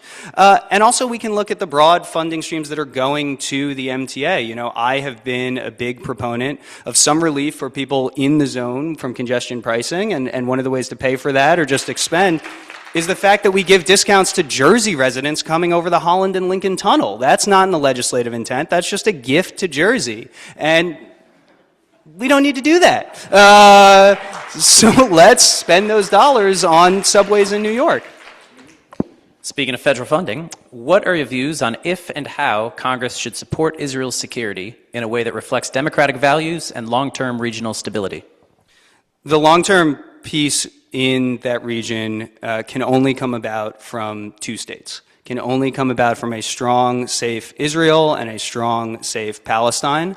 And the U.S. has a critical role in finding a way there. It is not easy, to say the understatement of the century. This is a incredibly painful conflict and one that needs to be addressed with care and with nuance.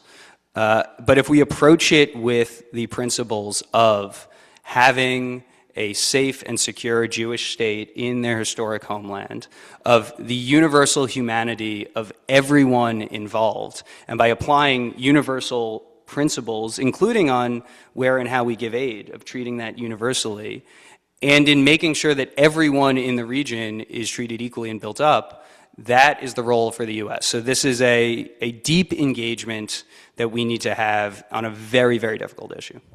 So if there were like a vote today on extending Iron Dome funding, would you be a yes? Would you be a yes with conditions? I would vote yes for Iron Dome. That is a defensive weapon for Israel.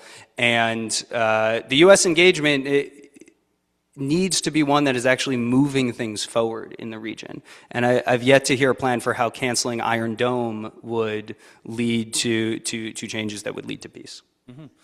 So in the Democratic primary for mayor last year, who did you support and why? Zellner Myrie was at the top of my ballot. I was one of like 900 people.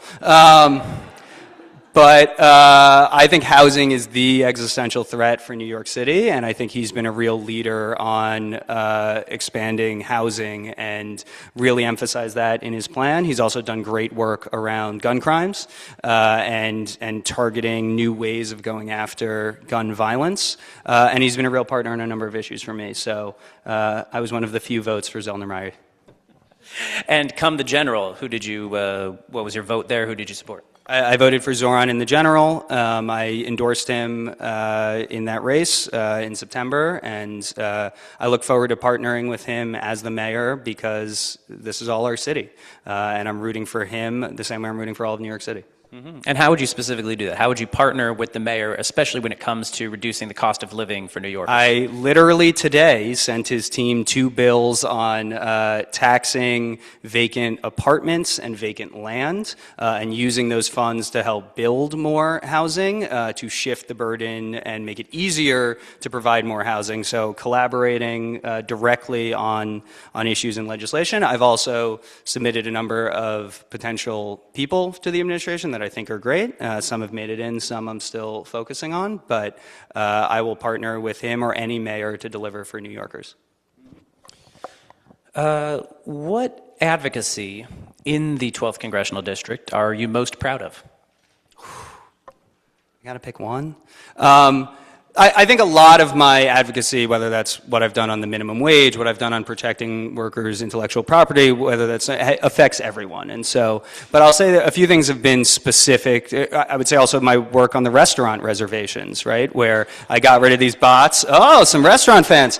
I got rid of these bots that were buying restaurant reservations, selling them on the third-party marketplace. After that bill went into effect, no-shows at New York City restaurants went down 68% the next month. We made it much easier to provide. But specific to New York 12, I will keep it. I'll say two things. One, I lost on, but I'm proud of, which is there is a tax break called REAP, which is a tax break for moving businesses out of the 12th Congressional District. It is literally 12th to 96th Street, which is basically the Congressional District. And if you have a business in the district and you move to out of the district, you get a tax break if you're relocating those employees. That might have made sense back in the day. It makes no sense now. I fought hard. I got that out of the budget. It did end up passing. The other legislator in this race co-sponsored that bill and advocated for it against the interests of New York 12. But if you're going to ask me what I am most proud of, I am wearing a Knickerbocker Grays tie. And the oldest after-school group in the country was evicted from their historic home within the 12th Congressional District, and I led the fight to pass a bill to keep them there. I will always fight for everyone, whether that's the whole state or whether that's 20 kids that just want to stay in their historic home. Thank you very much.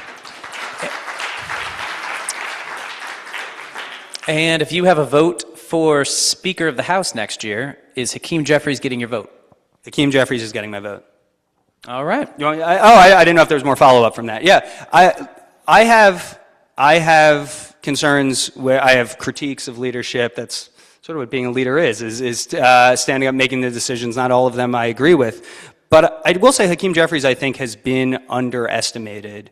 There have been more discharge petitions successfully passed in the last 2 months than in the 30 years before then. I think he focused on health care in a way that is really going to benefit Democrats electorally, but was also a good issue to pick. Now, there's lots of things I would change about his speakership. We need to be focused right now on fighting Trump. We need to be focused on fighting the Republicans. We don't need the Democrats in disarray nonsense that Fox News will play. So I look forward to partnering with Hakeem Jeffries on delivering for the city and for the country as a whole. Thank you very much. Assemblymember Alex Boris.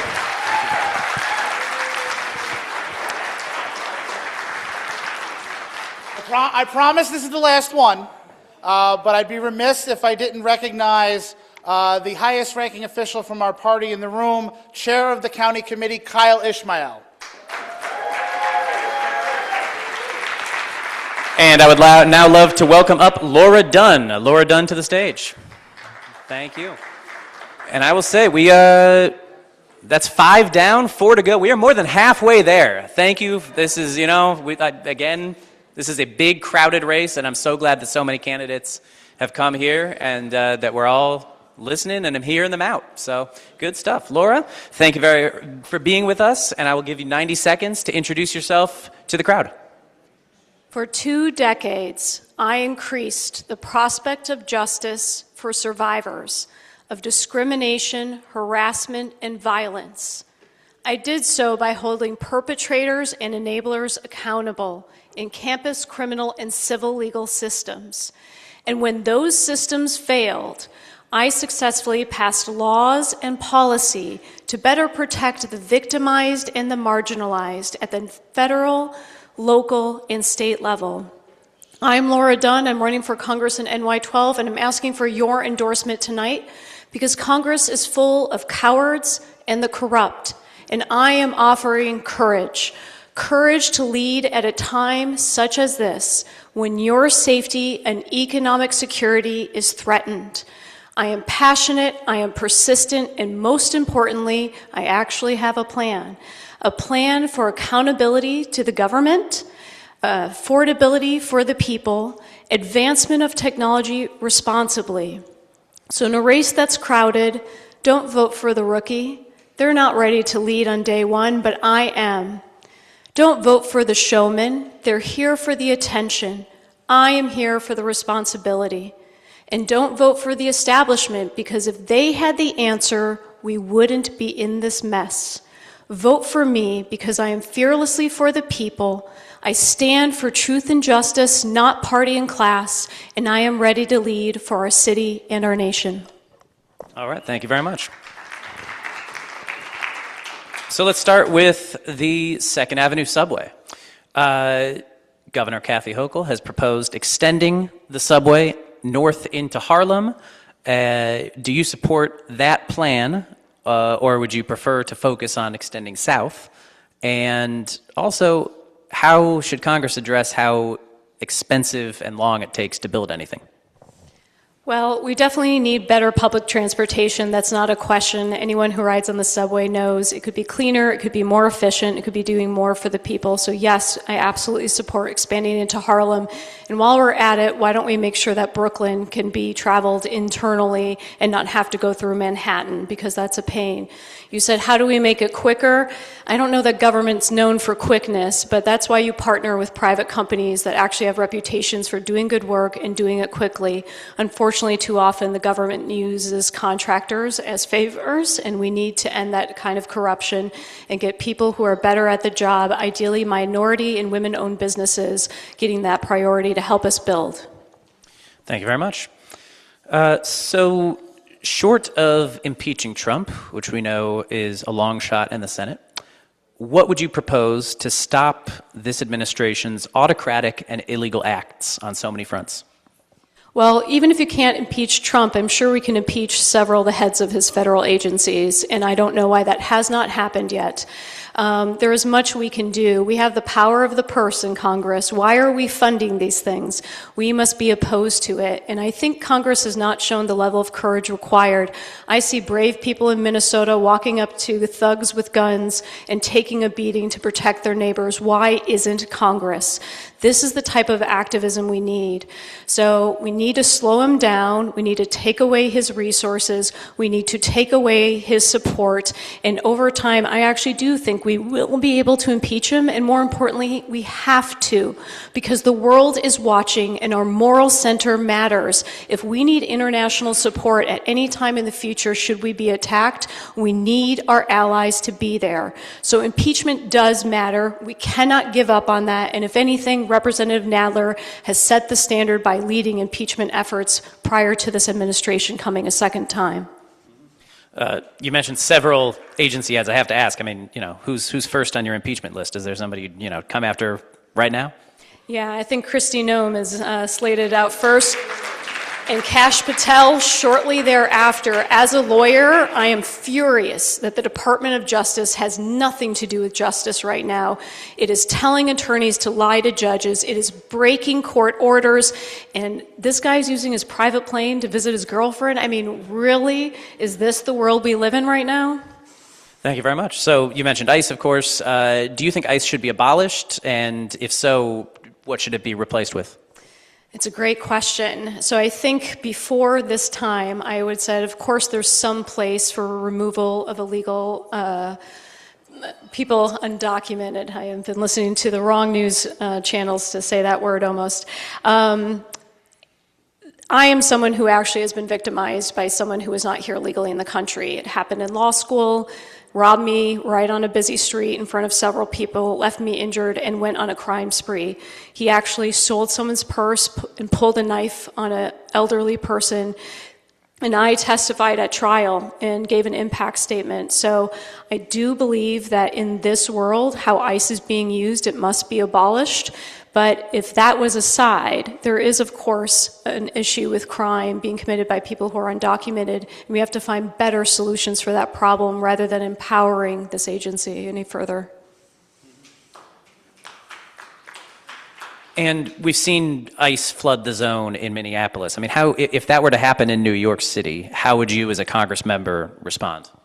Well, I think it's going to happen. I'm kind of amazed it hasn't happened yet, but Minnesota's taking the beating while all of us prepare. I've been working with the New York City Bar Association to prepare for this moment. We've been working closely with the mayor's office, making recommendations of how to act in advance.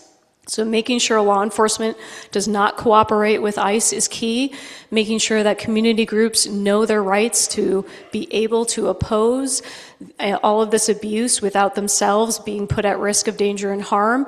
I've worked with Four Freedoms, going door to door with small businesses, letting them know how to protect their employees should ICE enter. But the reality is ICE is not obeying the law. So what really needs to be done is our judges need to be ready and they need to be rested, because they're going to be hearing civil rights cases around the clock and issuing injunctions left and right. But I do know that New Yorkers will be out and about, and I will be at the front of that line. I will take a hit for the team, because we need to show what leadership really is, and it's not backing down to these cowards. Thank you very much. So, looking internationally, what are your views on if and how Congress should support Israel's security in a way that reflects democratic values and long-term regional stability? Great question. So Israel's been a longtime ally, and it is essential in the Middle East. I have no issue with helping them defend against terrorist attacks such as happened on October 7th, but it's a whole other thing to empower them to commit any human rights violations or genocidal acts. I am not supportive of the war on Gaza and what I witnessed and many of you witnessed, but there is a balance, and it used to be that we were the moral authority calling the balls and strikes, and we've fallen in status. So moving forward, I think we really need to invest in the UN, invest in our allies, and I support Jewish people having a homeland. I have no problem saying that. I wish our mayor would say it too. But there is a balance. There is a balance between these two issues, and I'm tired of this being used to divide us rather than unite us. So if there were a vote today to extend Iron Dome funding, would you support that with conditions? Not at all? How would you vote? I would support it. Anything that is for defense, I support, because Israel is our ally in the Middle East. Thank you very much. You expressed some disappointment with Democratic leadership. If you had a vote for Speaker of the House next year, is Hakeem Jeffries getting your vote, or are you looking elsewhere? I am a New Yorker first and foremost, so I'm gonna back what we have from our city. Am I perfectly satisfied with his leadership? Absolutely not. I'm not really satisfied with leadership in any of the parties, but I think he's our best bet for the task ahead, and it really is looking at impeachment, or at least as much obstruction as humanly possible. Over time, I think better leaders will arise and we'll have more options, but until that happens, this is the right choice. And also for the Democratic Party, or the Democratic primary for mayor last year, who did you support and why? 100% Mamdani. I have never done ranked choice voting before, so I spent a lot of time watching a lot of debates and actually ranking everyone. I was very proud to not rank Cuomo at all. He will never get my vote, ever. So Mamdani got number one, and then when he obviously went on to the general, I was door knocking for him. I do know that people have concerns about how he spoke of Intifada and has maybe not always been as vocal about Jewish safety as necessary, but I know that he is growing and working on his leadership, and that we will all be united in making sure that everyone in New York City is protected and safe, especially at houses of worship. I admit I haven't been pressing the others, but do you want to share your full ranking if you're talking about ranking? Do you remember your full five? I would have to go back and look at my notes, to be very honest. That's okay. You said you're number one. I'm happy with that. So Mamdani ran on affordability. How would you, as a Congress member, plan to work with him to reduce the cost of living for New Yorkers? Absolutely. So one issue I'm very focused on is health care. And a lot of people talk about Medicaid for all. I think that's an easy phrase that's way harder to accomplish than we realize. So I want to start at a realistic point. I want universal health care, starting with catastrophic coverage. There should be no American that is injured or sick and becomes bankrupt because of it. That is easy. I do believe we'll get Republican support of it. And that's where I want to start. But I want to improve federal enforcement of medical fraud. You've heard the stories. You go in, they don't think you have insurance, the bill's $100. All of a sudden you have insurance, now it's $10,000. How does that happen? That's a scheme. Who's in charge of making sure that doesn't happen? Your government, who's asleep at the wheel. So if we crack down on costs, that actually saves you from these rising premiums, which I don't believe are real. I think they are made up because people are plundering, because no one is watching out for the people. Thank you very much. And looking at the 12th Congressional District, what's the advocacy work that you've done in this district that you're most proud of, and why? Oh, that's a great question. I mean, I already mentioned the Four Freedoms outreach. I'm very proud of that. I've been part of several ICE protests even before what happened in Minnesota. But I think the things I'm most proud of, as silly as it sounds, is when I lived on the Upper West Side, picking up trash with my neighbors, making sure I'm taking care of the trees, being a community member, meeting my neighbors, and taking pride in my neighborhood. I think a lot of people outside the city have a very different view of the reality here, but we look out for each other, and we are connected, and we take pride in our communities. So the small things matter, not just the big things. All right, Laura Dunn, thank you very much.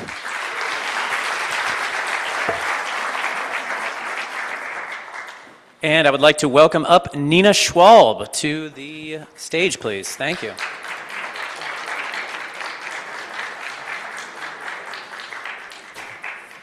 Thank you very much. Self-service here at the bar. Everyone's getting their own water bottle. All right, very nice to meet you. Thank you for coming up. And we will open up by giving you 90 seconds to introduce yourself to the crowd. With the mic, please. All right, thank you very much, and thank you to the clubs for inviting me here tonight. I'm super excited to speak to you all. My name is Nina, and I'm running for Congress because we're in deep trouble, and we can do better. I've spent my career as a public health advocate and expert. A number of years ago, working on tuberculosis, I made a home visit to a young family in Newark, New Jersey. The parents were crushing bitter adult pills to put in their baby's milk, and of course, the child spat it up. So my colleagues and I developed a child-friendly formula, fruity flavored, got it approved by the World Health Organization, and distributed it worldwide. As I fought for that family, I will stand up for our rights and what matters, and we're going to win. In March 2020, my father got COVID. The federal, city, and state governments were at war with each other. I took care of him by myself, no palliative care, no oxygen, no nothing. All I could offer was that he didn't die alone. That's when I decided to bring my global advocacy home. I fought Albany to get ventilators down to the city, to keep our kids in school, and secure vaccines for low-income New Yorkers.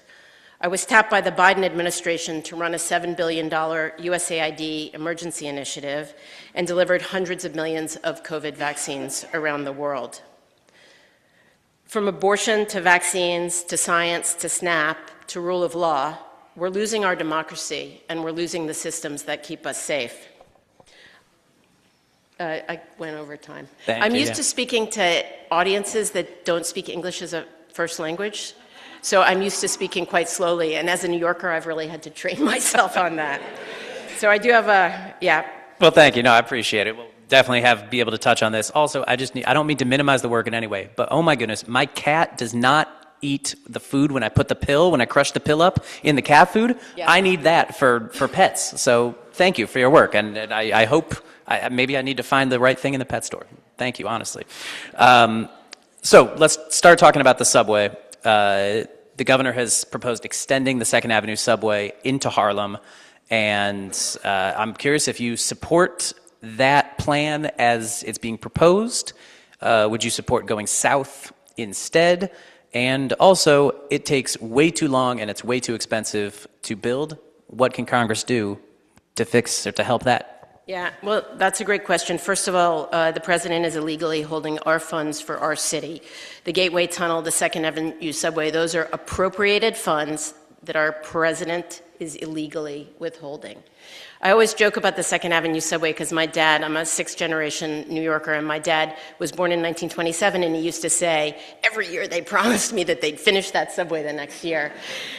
So I'm glad he actually saw the end and the finish of that subway. But more seriously, we have a lot of work to do on our transit system. We have only 30% of the stations in our district are accessible. There are federal funds that should be fixing that. The signals on the C line are from the 1930s. We wonder why the C line is so irregular. And many of us have also sat around or have not been able to take the subway because of the flooding in the system. And those are all federal funds that should be coming to us to fix our subway system. Thank you very much. So, speaking of Donald Trump, what would you propose to stop this administration's, and I quote, autocratic and illegal acts on so many fronts?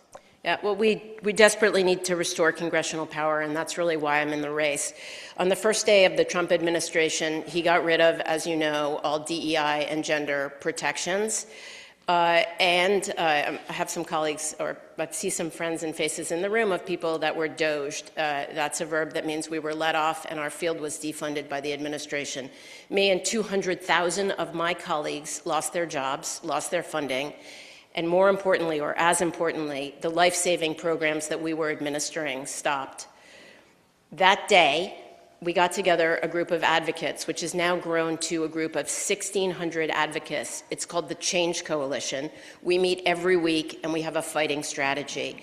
And I'm actually happy to say that as a result of that, the administration has restored funding for PEPFAR, the President's Emergency AIDS Program, and has restored funding for U.S. foreign aid. Now, that's far from perfect. We have a long way to go. I don't know how, I'm sure most people here are familiar with the Hyde Amendment, which restricts abortion services from federally funded programs.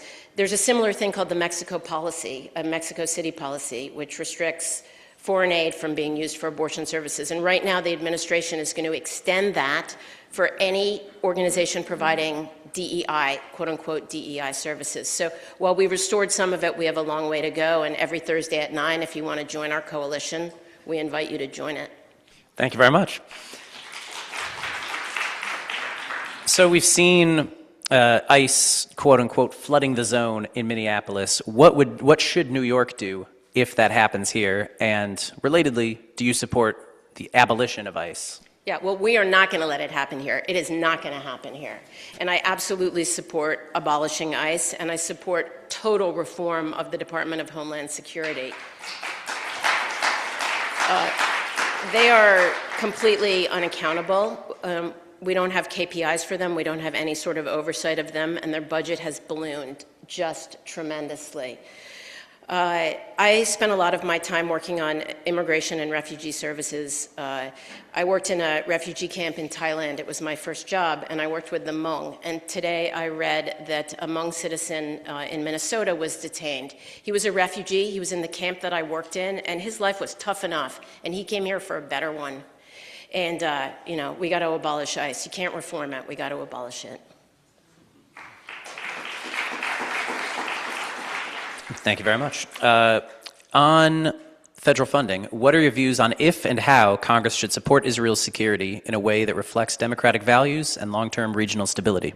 Yeah, I think we have a lot of work to do on how we support foreign governments, and I think the Leahy Act was a good start in that.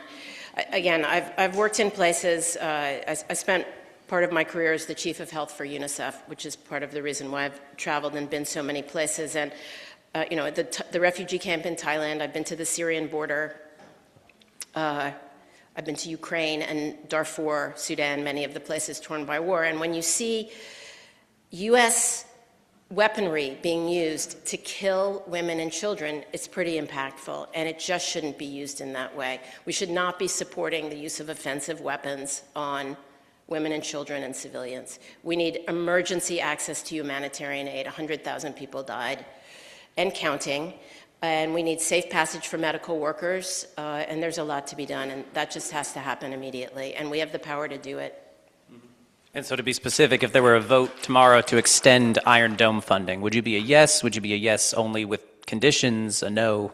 Well, Iron Dome is defensive, and I think defensive is a different situation. I do think there was a very successful program in U.S. government called the Millennium Challenge Corporation, which unfortunately was one of also doged. It's a new verb that we all use now. And that was a really interesting way of providing aid with conditionalities on human rights. And it was really a step in the right direction, and it had great bipartisan support. Looking locally, who did you support for mayor in the Democratic primary, and why? I voted for Mr. Mamdani. He's a progressive Democrat, and so am I. He spoke to people, and I love the way he went out and talked to people, and I think that's really important and what we all need to do. And he was also 1%, polling at about 1%, just about where I am right now, and I find that pretty inspirational. Thank you, thank you. So the mayor ran on affordability. How would you, as a Congress member, plan to work with him to reduce the cost of living for New Yorkers? Yeah, also a great question. I think one of the things I learned in the COVID-19 response with my vaccine work and the work I've done with the CDC is that we need a partnership between federal, city, and state government. A lot of the programs that we do rely on a healthy partnership. So I'm excited to work with him on his affordability agenda. A lot of that will come from Congress, from transit to housing. We need to do more on also on Section 8 and Section 9 and those protections, and I think he's all on board on that. And then, of course, healthcare, which is where I come from. We have a lot of work to do in healthcare, and we cannot do that without the federal government being a partner. The Affordable Care Act isn't really affordable for that many of you on it, and it's just become considerably less affordable. Medicaid conditionalities that they're putting on it is unacceptable, and that is going to affect our lowest income and most vulnerable New Yorkers. And Medicare, as well, needs a huge reform. Plan B is about the most confusing thing I've read, really. That's how you get your drugs that aren't covered under the basic plan. So one of the things I'm very excited about pushing is universal primary health care. And what that means is anybody, whether they have insurance or not, can get cancer screenings, abortion, vaccines, naloxone for harm reduction, you name it. And it's already a program that we have very successfully in this city. We have community health centers, and they're providing great care. There's bipartisan support for that, and all we need to do, and I mean this, is just give it more money, and it's working. So I guess to clarify, do you support Medicare for all, or would that kind of be an alternative to that bill as it's written? It's a first step. It's a first step because we're spending way too much of our money on curative care, and primary health care is the way to go. That's the way to stop it. So it's part of Medicare for all. Thank you. On the speaker vote, if you had a vote for Speaker of the House, would Hakeem Jeffries be getting your vote, or would you be looking elsewhere? As far as I know, there are 5 or 6 candidates who have expressed their interest, and I'm a huge believer in the democratic process. We should listen to what they have to say, and then we should decide who we want to vote for. So I don't think those people have come out officially. Some of them have, but there's some good candidates, and Mr. Jeffries should stand up with them, and they should make their case, and then just like you're doing tonight, we should decide who we want. We would love to host them for a debate here. We should invite everybody. East Side Club, see if you can get everybody out for the Speaker of the House debate.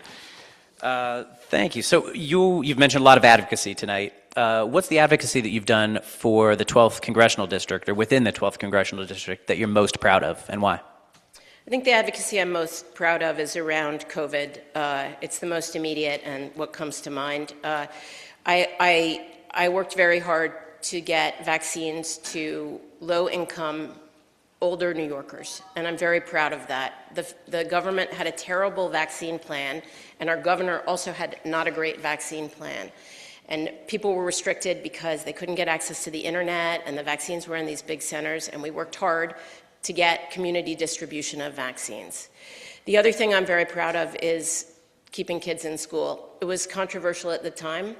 We fought hard to keep kids in school during the COVID pandemic. And one of the ways that we did that was to work with the CDC to reduce the limit from 6 feet to 3 feet. 3 feet was absolutely safe, and as you know, we didn't have parks or schools. Most of our schools are pretty crowded, so the 6 feet, 3 feet was a deal breaker, and we fought hard with the CDC to change that regulation. Thank you so much. Nina Schwalb, thank you. Great. Thank you very much. Very nice to meet you. Thank you. And I would like to welcome up our... Oh, please. Water. Yes, thank you, absolutely. Would like to welcome up Jack Schlossberg.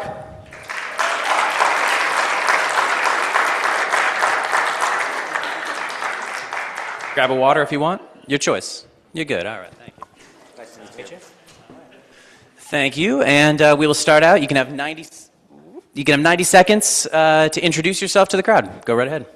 Well, first of all, thank you all for being here. It's The Democratic clubs, I've learned in the last few months how much important work they do keeping democracy alive here in New York 12, and this is a testament to the work that you guys do day in and day out, not just in an exciting election year, but I just really want to say it's a privilege to be able to take part in this, so thank you guys all for being here.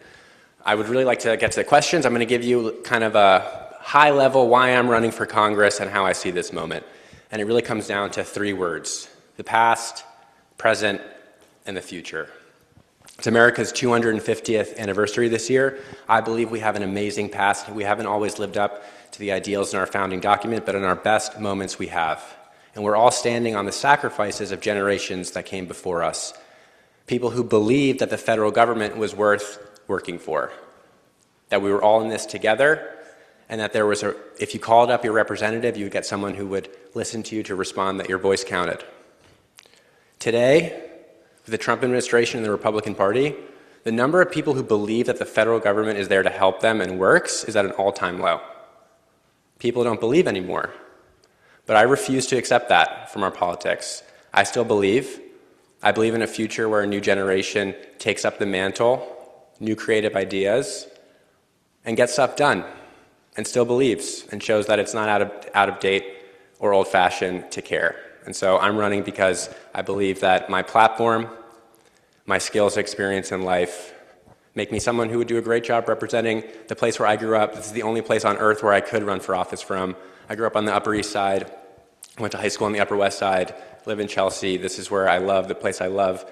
And I think that this representative deserves somebody who knows how to fight and how to dance, and I can do both. Thank you very much. So I'll start with something that we've been trying to do for many generations, the 2nd Avenue subway. Governor Kathy Hochul has proposed an added funding to extend that into Harlem. Do you support the plan as she's presenting it, or do you think the focus should be extending south? Not at all, whatever. And what role do you think also Congress could play in making it so that building infrastructure projects like that is not so expensive and takes so long? Thank you for asking about that. I want to just high level, Donald Trump is attacking our city and gutting the federal programs like mass transit that people in New York City rely on. And it's a shame that Governor Hochul has to even choose between going uptown or downtown. And I saw the plan that she signed on to extend the 2nd Avenue subway uptown. That's great, but I don't think we should have to choose. And I think that there should be more federal dollars available to invest in mass transit because we know that that pays dividends long term. And I think that rallying people around that cause is something that I would be committed to doing, to making sure that this city, we basically invented the subways here. And there's no reason that we shouldn't have 21st century subways that work great in New York 12. And I don't think we should have to choose between uptown and downtown, east or west. Thank you very much. So, on Donald Trump, what would you propose to stop this administration's autocratic and illegal acts on so many fronts? Well, I don't think we can afford to just pick 1 or 2 things to do. I think we're facing a threat unlike any other. If you ask me, honestly, I think 2026 could be it. This could be it. This could be the big year. It's our 250th anniversary, and this is our last chance to stop Trump. We might not have another chance. He might run for a 3rd term, and if we don't control Congress, we can't do anything about that. And we need to flip the House back. This is code red. I don't have to tell you guys all that. I know you know. But I really feel the urgency. And it's like, I'm sure like a lot of you have seen it coming from a mile away and can't believe that you watch it every day in slow motion. And so I think it takes an all-out effort.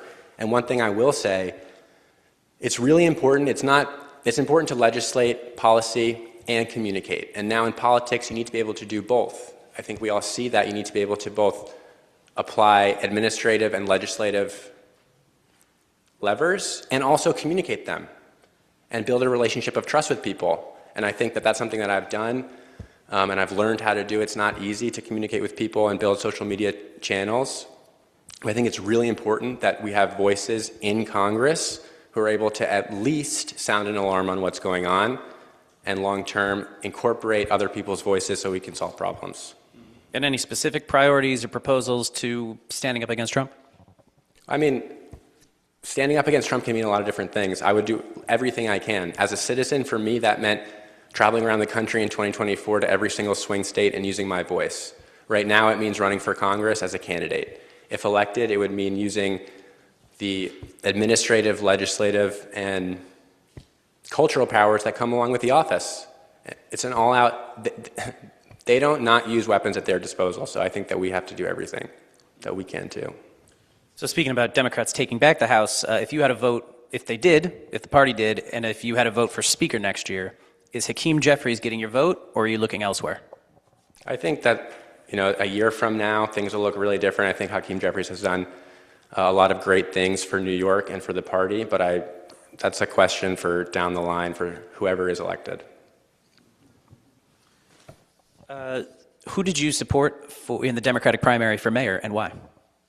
Zoran Mondani. And why? I feel so proud to have voted for him twice.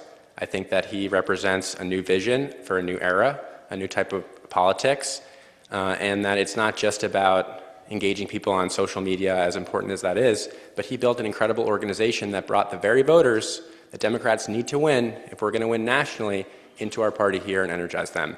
And so I was so proud that someone who was 33 was able to do that. It's so impressive and really proves that young people are ready to take on serious challenges and, in fact, are the very people that we need to do that. So very proud to support Mayor Mondani. So he ran on affordability.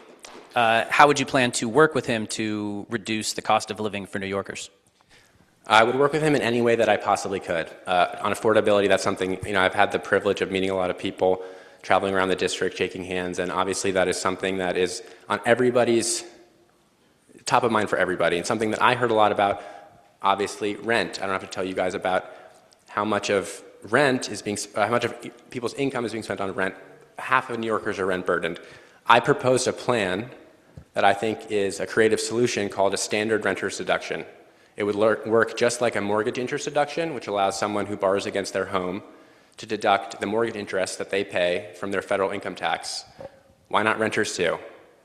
So I think that that's something that would save people thousands of dollars in the short term, and I think many other measures as well, but that's just one, and I want to make sure that I get to the next question too.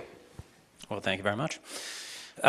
What is the advocacy that you've done within the 12th Congressional District that you're most proud of, and why? Well, in 2024, I saw a problem, and I think a lot of you guys probably saw it too, but Democrats, progressives were not represented on social media whatsoever at that time. Now we're doing a much better job, but think back a year and a half ago, and I really, I said I couldn't live with myself if I didn't try something. What do we have to lose? Worst case scenario, it doesn't work and Trump wins, and then we're in the situation that we're in now. And so doing that, building an audience, people come up to me every day and they thank me for what I'm saying. And I'm as surprised as anybody that content creation and social media is this way to engage in politics and the political tool that it is, but that's the world we live in. And so I'm really proud that people come up to me and recognize me not for just because they recognize me, but because they associate what I'm doing with a political message, standing up for disadvantaged communities, and for this one, to be a proud New Yorker. Have you talked to Mondani about social media? Have you guys ever coordinated or strategized? We've never talked. Never talked? Yeah. Okay. Haven't asked him for an endorsement, I guess? Haven't talked? I never talked to him. Never talked, all right. On Israel, what are your views on if and how Congress should support Israel's security in a way that reflects democratic values and long-term regional stability?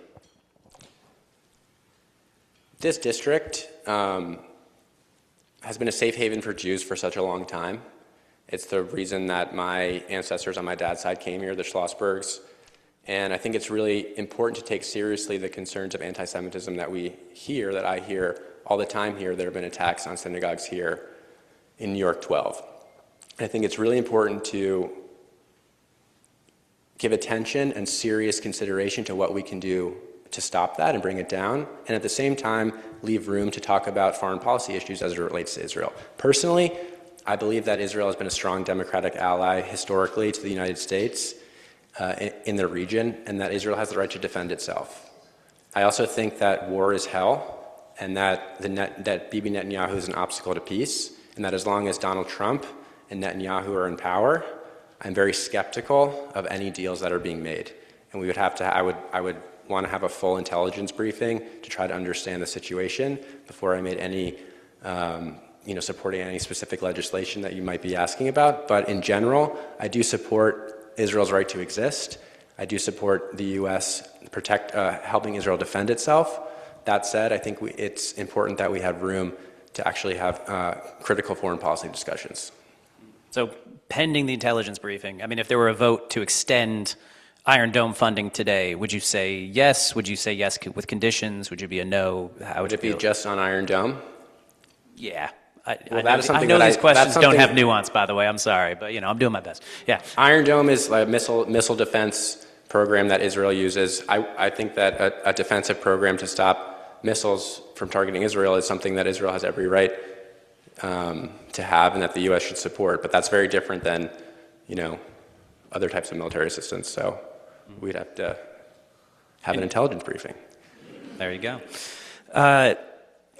Locally, what is your position on should ICE be abolished? And if so, should there be a replacement agency, or who would play that role?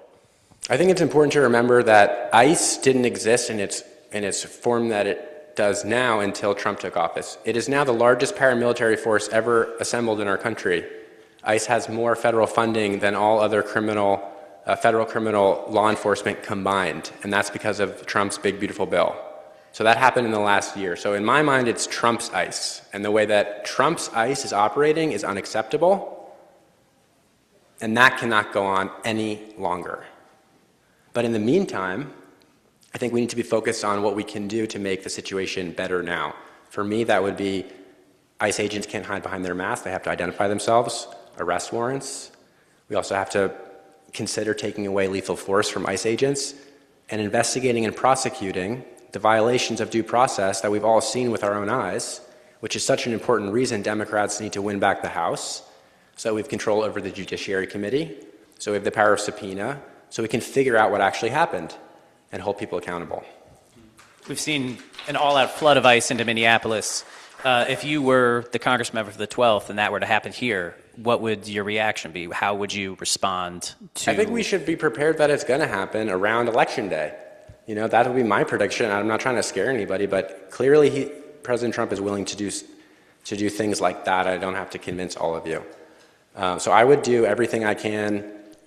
I would put my body on the line, go down there, but I would also want to make sure that I was coordinating with state and city authorities to make sure that we were all presenting a united front to try to stop the damage from being done in the immediate term and then long-term legislating.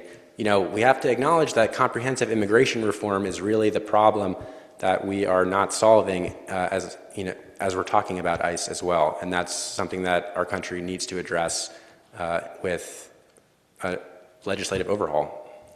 All right, Jack Schlossberg, thank you very much. Thank you. Thank you.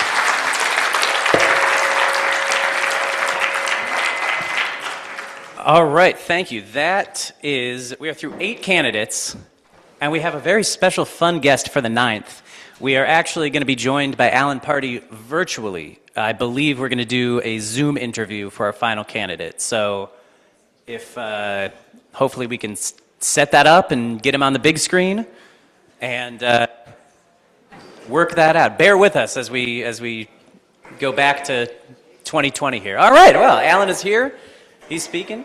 Wonderful. And you can hear me, I hope. And yes, Jeff. Thank you so very much. Oh, bear with 1 second. We can't hear you, actually. I'm unmuted on my end. There we go. Okay, we hear you. Fantastic. Okay, perfect. Thank you. All right, so thank you. I don't even know if you can see me. Hopefully you can. But I will say, please start out 90 seconds to introduce yourself to the crowd. Mr. Alan Party, go ahead. Thank you. Thank you so very much. Hello, everyone, and thank you so very much for having me. I'm sorry I'm not with you in person, but trust me, you don't want me there. I'm under the weather, and you don't want what I've got. I'm Alan Pardee. I was born and raised in the district to a Dominican mother and a longtime New Yorker father. Lived my whole life here in Manhattan, grew up in the district on the east side, and my wife and I raised our family a block from where I grew up. I've had a 30-year career in financial services, co-founded my own business, created jobs here in New York, and helped other companies grow their companies and created thousands more jobs here in New York. My mother lived under a dictatorship in the Dominican Republic and lived through the Civil War there.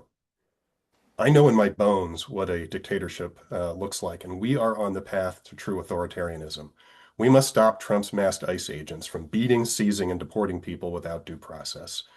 Now they're killing people, as we've seen most recently with Renee Good being murdered recently. We need to stop wars from taking place without congressional involvement. As the only Latino in the race, I can say unequivocally, we need to abolish ICE, create a path to citizenship and green cards for those here, attract more hardworking immigrants, impeach Kristi Noem, and focus on solving the affordability crisis. While the Trump administration is busy creating all of this chaos, 1 in 3 New Yorkers went to a food pantry in the last 3 years.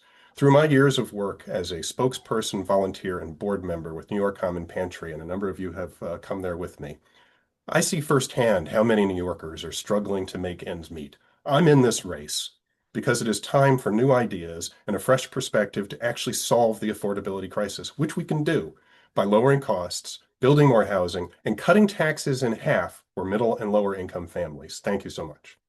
Thank you. So we'll start out with, there I am on the big screen. Fun. All right, so we're talking about the Second Avenue subway.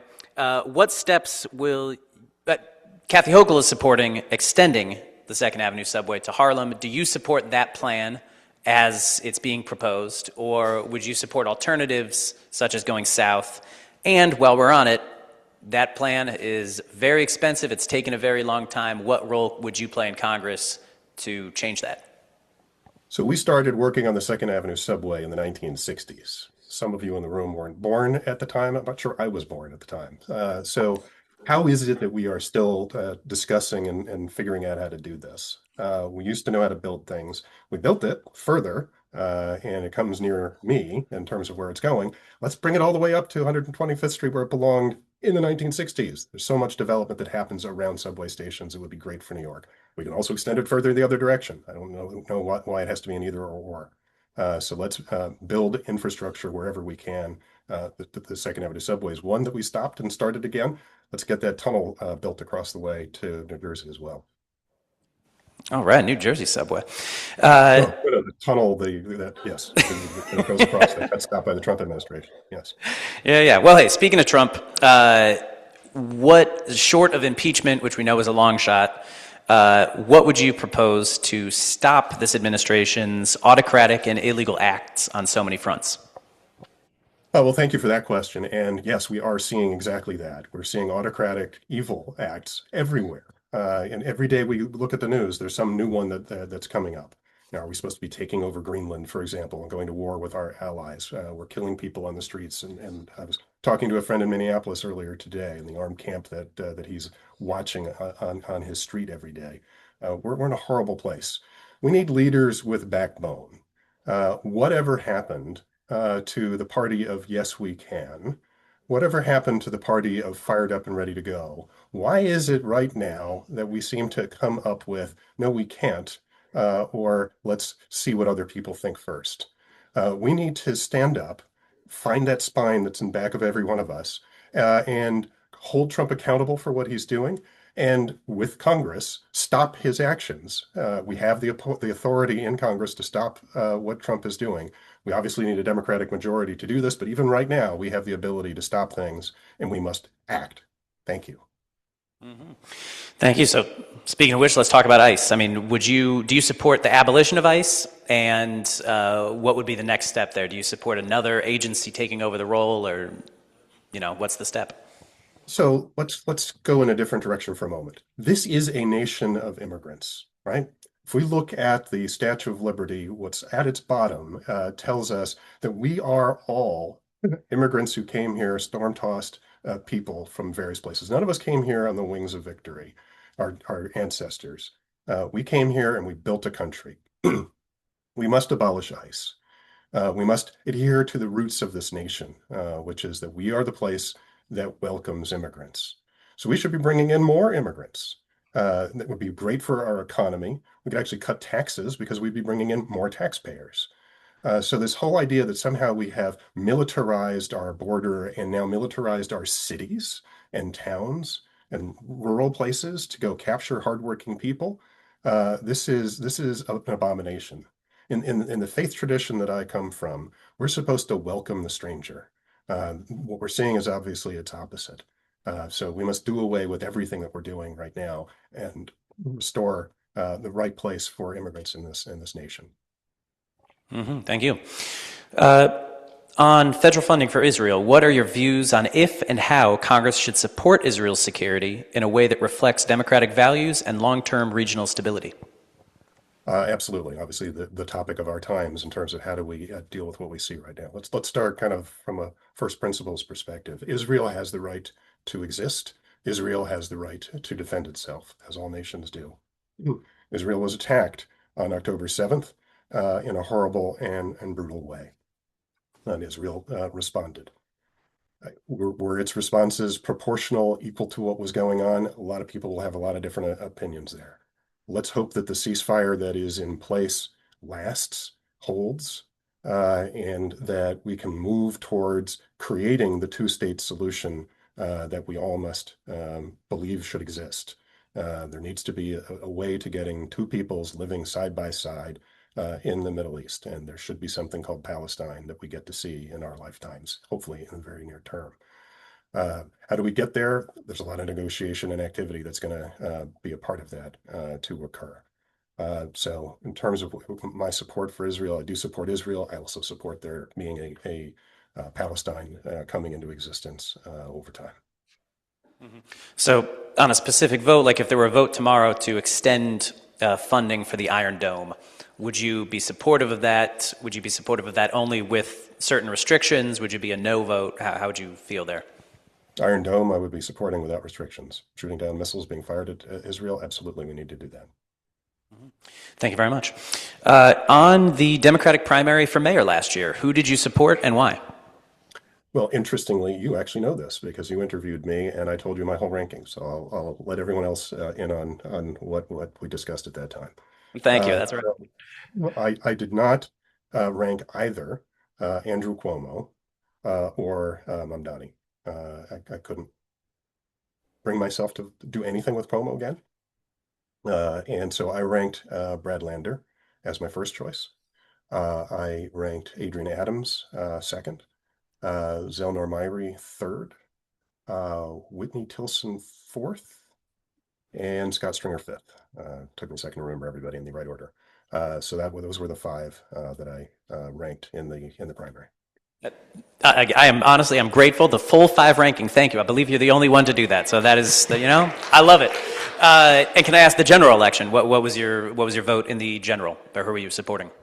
And the good news is you interviewed me on that topic too. So I said at that time and continue to say at this time that I support the Democratic nominee, and I look forward now that he is our mayor to locking arms with him to figure out how to solve the affordability crisis. I have different paths in terms of what I would pursue, given the history I've had and the life I've led, but let's get it done.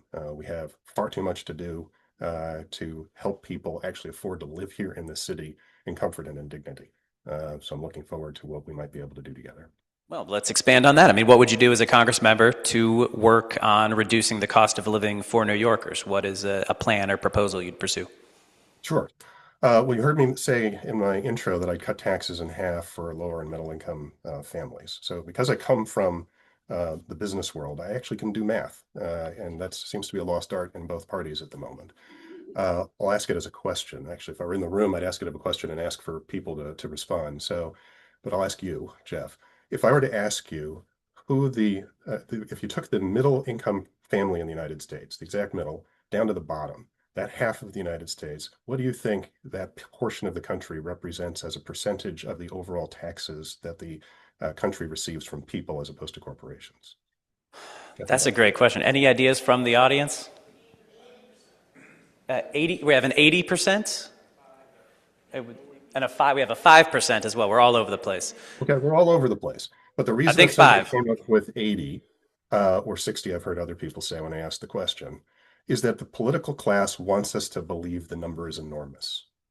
The actual number is less than 3. Less than 3. So if the bottom half of the income distribution in the U.S. represents less than 3%, why don't we cut it in half tomorrow? We can do this tomorrow. And we just got to figure out how to plug a hole of 1.5%. And that's of the people, right? And there are corporations and other things that pay taxes too.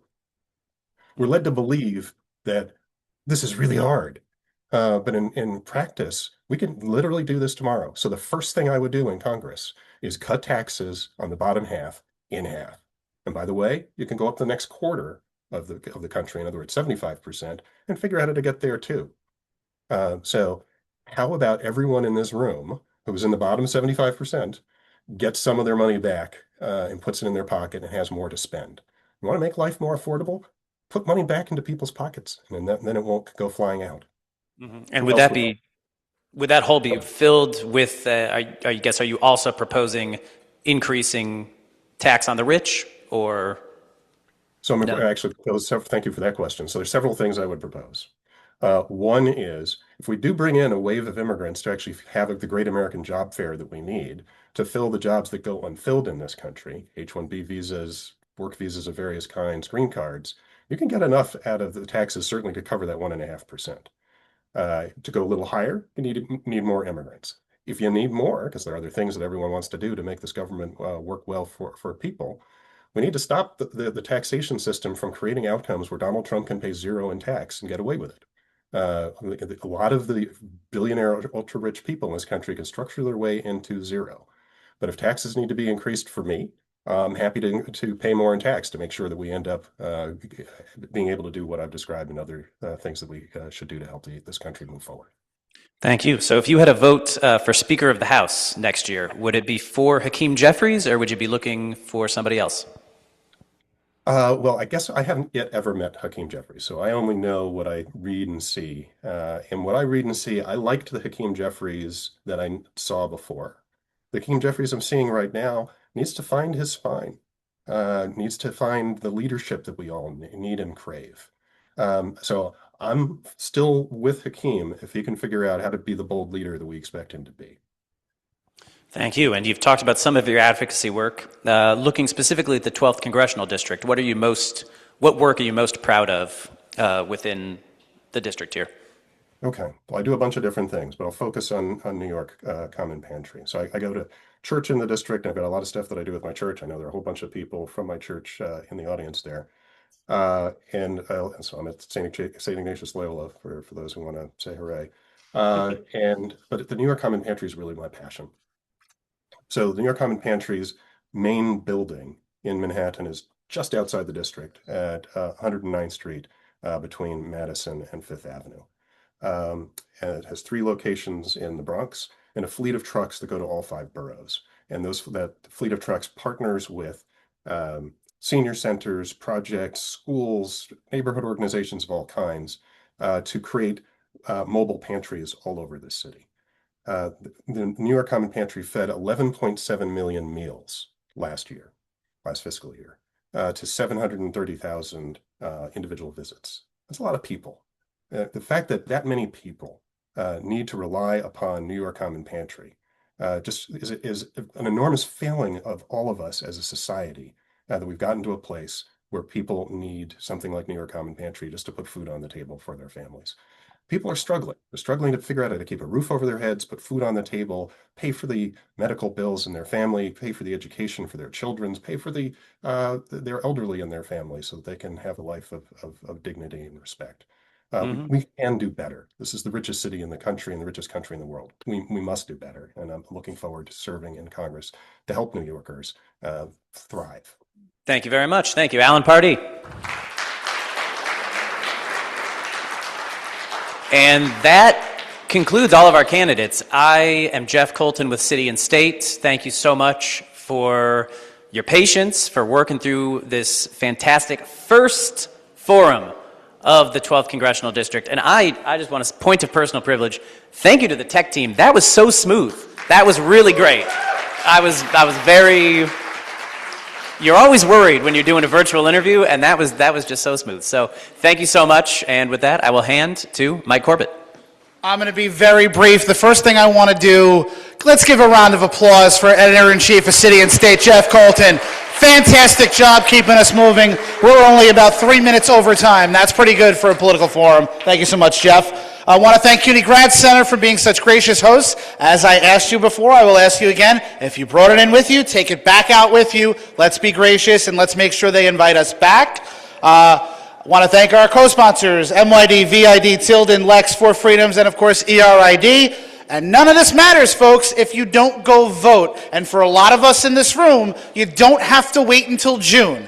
There's a primary coming, a general election coming up for the Senate District 47 and Assembly District 74. Early voting starts Saturday, folks. It's here. The time is now. Make sure you make a plan to vote. Election Day is February 3rd. And of course, for the primary election, for this race and many others, early voting starts June 13th, and Election Day is June 23rd. Thank you all very much. Have a great rest of your evening. Let's go Knicks.